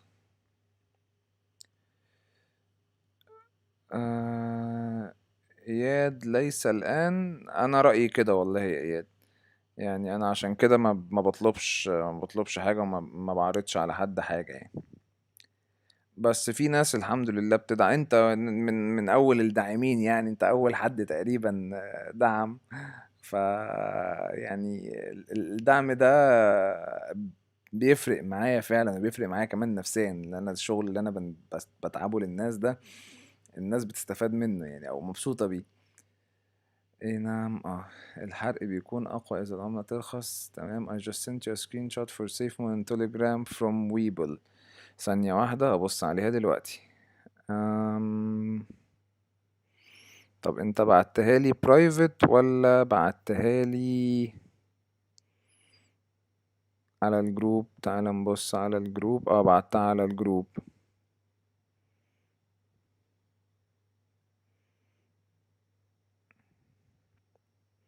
اوكي.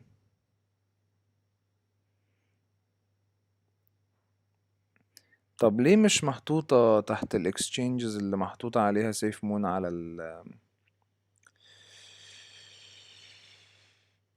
فين الماركتس؟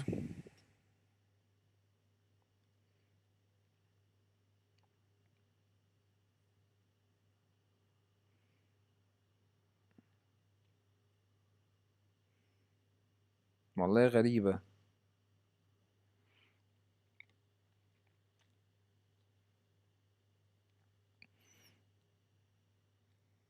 غريبة جدا دي. بس لو السعر كده عندك على ويبول يا باشا صباح الاربتراج. انت السعر عندك 182، او السكرين شوت اللي انت بعتها 182. انت خش اشتري من اي حتة من على جيت اي او وابعت على ويبول وبيع يا معلم واتبسط.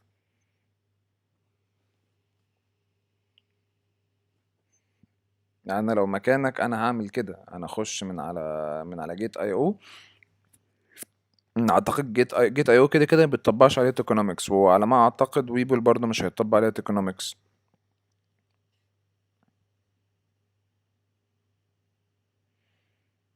فلا اشتري لو كده اشتريها. بس مش عارف صراحة الوثدرو قد ايه والمينيمم قد ايه صراحة على جيت اي او. يبقى خش بص يعني ركز في الموضوع ده عشان ما تشتريش وما تعرفش في الاخر ان انت تبيع.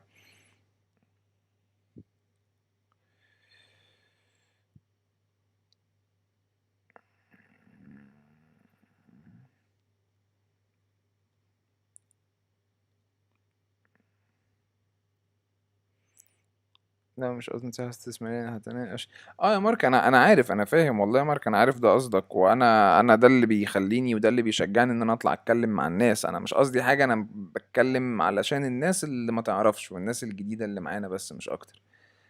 we stick together till the end guys. we stick till the end فعلا يا جينا او جينجو روت جينجو.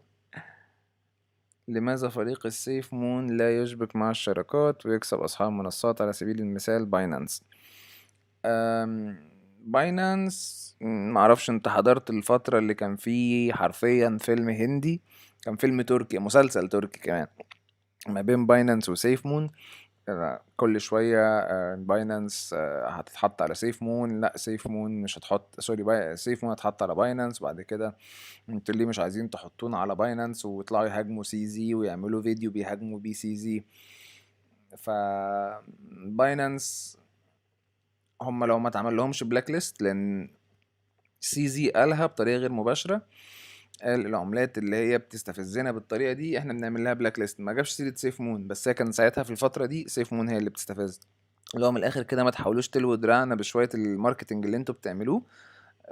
لان السيف مون ارمي الناس الهولدرز كانوا بيعملوا منشن لسي زي وبيتاجوا سي زي سيف مون فين سيف مون فين. فاللي هو لا احنا ما بنجيش بالزن على فكره، احنا ممكن لما لو مش عاجبنا هنعمل لكم بلاك ليست اساسا.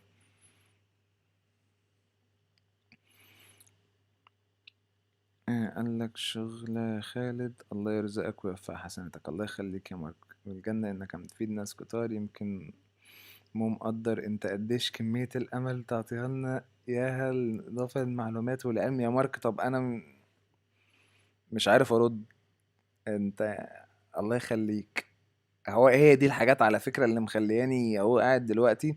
انا خلصت شغل وقاعد معاكو لحد الساعة 11:30 ومش عايز اقفل الستريم. انا بسقط، وبكرة الصبح عندي شغل اصحى من الساعة 7 الصبح وبنام على روحي، بس مش هقفل الستريم. انا معاكو لحد ما انتوا ما تزهقوا مني. انا مش هزهق.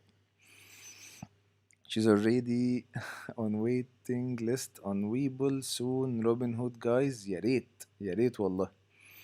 مع انك تستاهل دهب يا اياد، والله انت اللي تستاهل دهب والماظ. الله يخليك كلكم يا جماعة على فكرة. السيف مون اذا وصل كام صفر دول؟ 1 2 3 4 5 6 5 يعني 6 صفار 5. وكان الفوليوم 50 مليون، راح يكون الحرق 5 مليون. معنى الحرق يكون بالتريليونات، احسبوها 10 تريليون. إذا ضل الفوليوم شغال مستويات مدة شهر راح يصير 300 تريليون. آخر رقم أنا فاكره كان 150 مليار باين، 145 مليار. كان امتى؟ كان اليوم اللي هانك مشي فيه. كان الفوليوم بقى شكله عامل ازاي ساعتها؟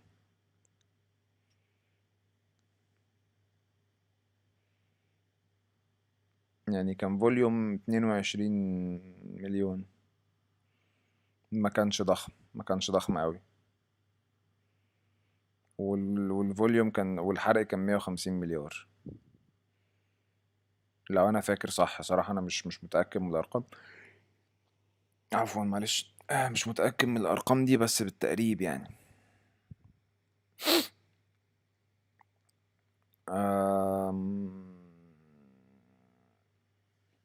50 يعني 50 مليون. لو 50 مليون قول الحرق هيبقى قد ايه؟ الدبل مثلا هيبقى 300 مليار. قول 400 مليار.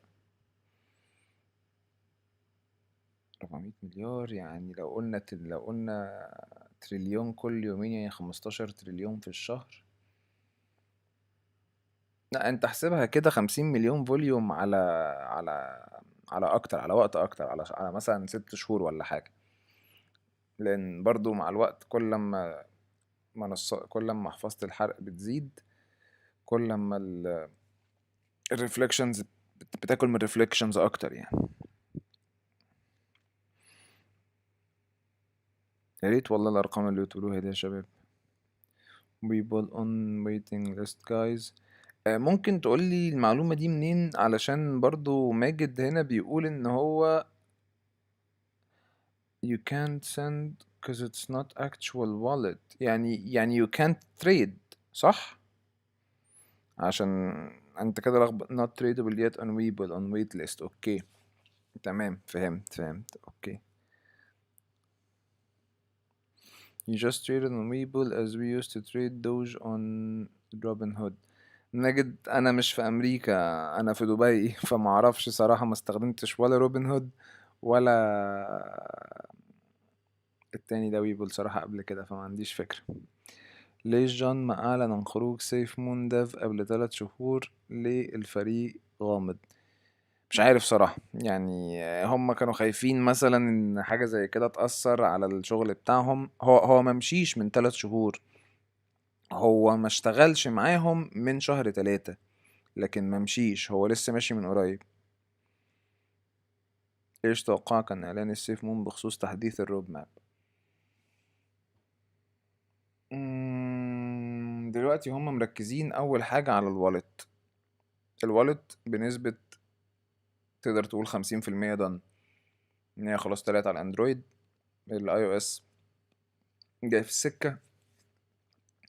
المحفظة نزلت بتقريبا، مش هقول نص الفيتشرز يعني، بس بالفيتشرز المهمة، بحاجات من الحاجات المهمة او الحاجات الستاندرد. اللي فاضل بقى الحاجات الاكسترا اللي هم عايزين يعملوها. مبدئيا في حاجة ناقصة مهمة بالنسبة لي، ان انت تقدر تعمل اكتر من محفظة. دي مش موجودة عندهم، دي مهمة جدا، دي من الحاجات المهمة بالنسبة لي اللي مش موجودة. ايه كمان؟ الباي بutton طبعا اللي هم وعدنا بيه. ايه كمان؟ ال NFT. بس دي مش الحاجات الأساسية، دي الحاجات الإكسترا. فالمحفظة لما هتنزل على الاي او اس خلاص كده ثبتت، نبتدي بقى نحط الحاجات الإكسترا نبقى شغالين عليها، لأن كده كده يعني مش هينزلوها ويسيبوها. كده كده طول ما هم شغالين المفروض بيطوروا فيها، بس على الأقل يبقى منزلين الحاجات الأساسية. فبعد المحفظة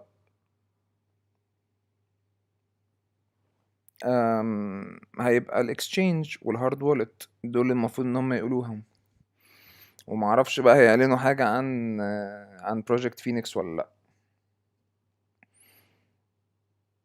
بس ده توقعاتي. مش حابب ان انا ادي اوقات معينة على الشغل، علشان ما بقاش برضو بقول كلام وفي الاخر يطلع غلط. محبش ادي معلومة من غير ما يكون ليها اساس من الصحة. بس ده كل اللي عندي دلوقتي. شباب ما تنسوش لو في حد جديد معانا هنا، ما تنسوش تعملوا سبسكرايب للقناة وتفعلوا الجرس عشان الشغل الجديد ينزلوك اول باول. وهبعت لكم برضه اهو دلوقتي الجروب بتاع التليجرام، انضموا لنا على جروب التليجرام. شكرا يا شباب والله على اللايكات، يعني انا مبسوط فعلا. تقريبا كل الناس اللي بتخش بتعمل لايك، شكرا جدا ليكم. طيب في مين عنده سؤال دلوقتي عايزين نسأله على ايه؟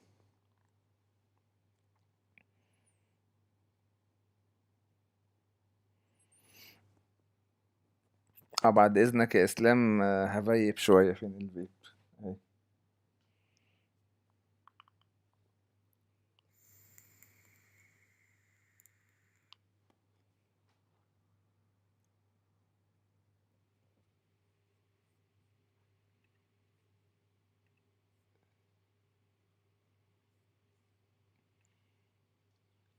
معقولة محدش هيسأل على حاجة فعلا؟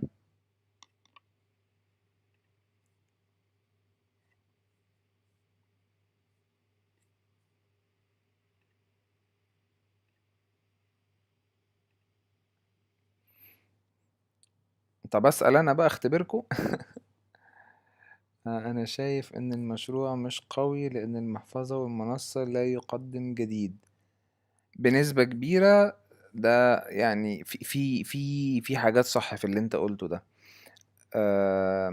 المحفظة لحد دلوقتي او لحد هذه اللحظة ما فيهاش حاجة جديدة. هم بيحاولوا يعملوا فيها حاجات جديدة. الحاجات الجديدة انه هي هتبقى الكريبتونومكس هتبقى اكتر. سوري يا شباب، هتبقى اكتر مع الاكسشينج. موضوع الوالت تراكر بالنسبه ان انت تتراك الريفليكشنز من السيف مون، وممكن بقى في المستقبل غير سيف مون. فلحد دلوقتي المحفظه فيها حاجات عاديه وفي حاجات اساسيه ناقصه منها. المنصه زي ما انت قلت هي فعلا ايه الجديد اللي بتقدمه كمنصه؟ المفروض ان هي مش تقدم جديد غير الكريبتونومكس. ان انت برضو يعني لما تتطبق، لان تقريبا كده الشغل القديم كله اتمسح من الواضح. لان رايان شخص عقلاني ما بياخدش تقريبا. اللي انا حسيته يا شباب واللي فهمته ان هم حرفيا كانوا بياخدوا جون على قد عقله. الشباب اللي قبل كده بيقول لهم انا عايز المحفظة بكرة، حاضر يا جون هعملها لك بكرة. تيجي بكرة معلش. بس رايان شكله مش كده. رايان شكله شخص واقعي وبيحط تايم فريم للحاجة وعارف هو بيعمل ايه كويس يعني. فانا متفائل بيه خير يعني، يا رب بس ما يكونش هو كمان اي كلام. فهو الراجل بيشتغل بالراحة. الاول تعمل المحفظة سليمة ما فيهاش عيوب، او على الاقل صلح العيوب اللي فيها كلها. بعد كده بقى نتكلم في الاكسترا. الاكسترا اللي هم عايزين يعملوه في المنصة، موضوع الكريبتونومكس هم ما قالوش تفاصيل عنه، بس يعني انت ممكن تبيع وتشتري بقى من البيتكوين، يجيلك ريفليكشن بيتكوين، او ممكن ريفليكشن زي يجيلك سيف مون، الله اعلم. ما قالوش يعني، هم بس قالوا كريبتونومكس على المنصة، بس ما قالوش هتتعمل ازاي. السيف مون هي العملة العالمية يا ناس، كونوا أذكياء. أحمد، يا رب والله فعلا يطلع زي ما انت بتقول كده، انا مش ممانع، بس انا ما بحبش ادي وعود، لان انا شايف ان دي حاجة هتحصل او ممكن تحصل بمعنى اصح. عالمية، ما اقدرش اقول عالمية دلوقتي، بس هنقول ان هي هتنتشر انتشار عالمي فعلا، بس مش تبقى هي العملة الرسمية للعالم يعني، مثلا لو ده قصدك. بس موضوع جامبيا ده اما نشوف اللي يحصل فيه ايه. بس خلي بالك، شوف الاول احنا كنا بنتكلم في محفظة اللي هي حاجة عادية واتعملت قبل كده وواجهتهم مشاكل، مش معرفوش يحلوها، بس هما محلوهاش بأكتر طريقة مناسبة يعني. ثانية واحدة يا شباب معلش.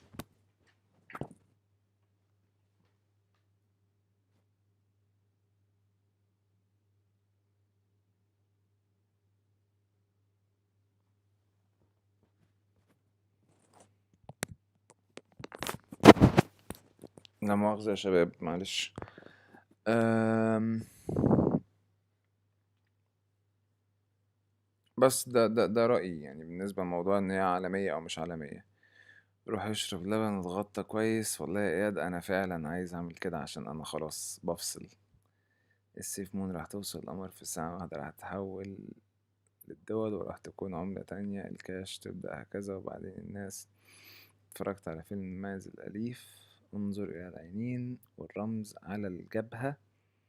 الماعز الأليف؟ ايه الماعز الأليف ده؟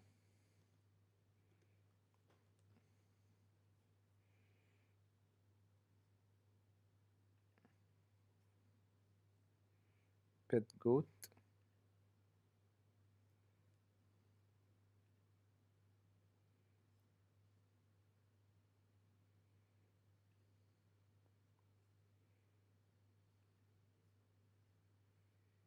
علشان العينين يعني شبه سيف مون؟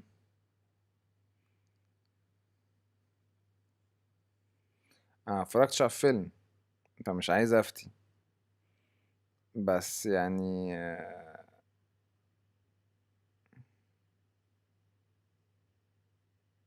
ايه فيلم الماعز الأليف ده؟ عرفني طيب نتعرف.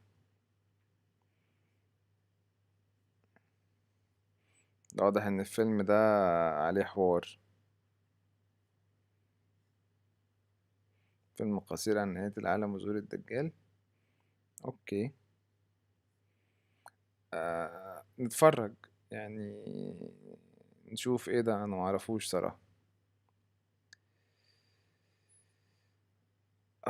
طيب يا شباب، انا اسف بس احنا لايف بقالنا تقريبا 3 ساعات وانا خلاص فصلت شحن، اعذروني معلش. ان شاء الله ممكن نطلع لايف تاني امتى مش عارف. انا هبقى شغال الفترة الجاية على المشروع بتاع العملة بتاعتنا، فممكن ما بقاش موجود على اليوتيوب زي الاول. كده كده اكيد ما عندها لايف بتاع الاي ام اي يوم 3 اكتوبر، بس ده لسه بدري عليه. اللايفات التانية بقى هشوف هتبقى في لايفات بعد كده ولا هتمشي فيديوهات، مش عارف. هنمشي كده شوية وكده شوية ونشوف الدنيا هتبقى ماشية عاملة ازاي يعني. شغل فيديو، هذا فيلم ماسوني، هبقى اتفرج عليه بعدين صراحة يا ابو حميد، علشان انا دلوقتي مش مركز خالص. انا شايف كسر فوق. كام صفر دول؟ 1 2 3 4 1 2 4 صفار 1 2. بقرب وقت حسب قرايتي للشرط.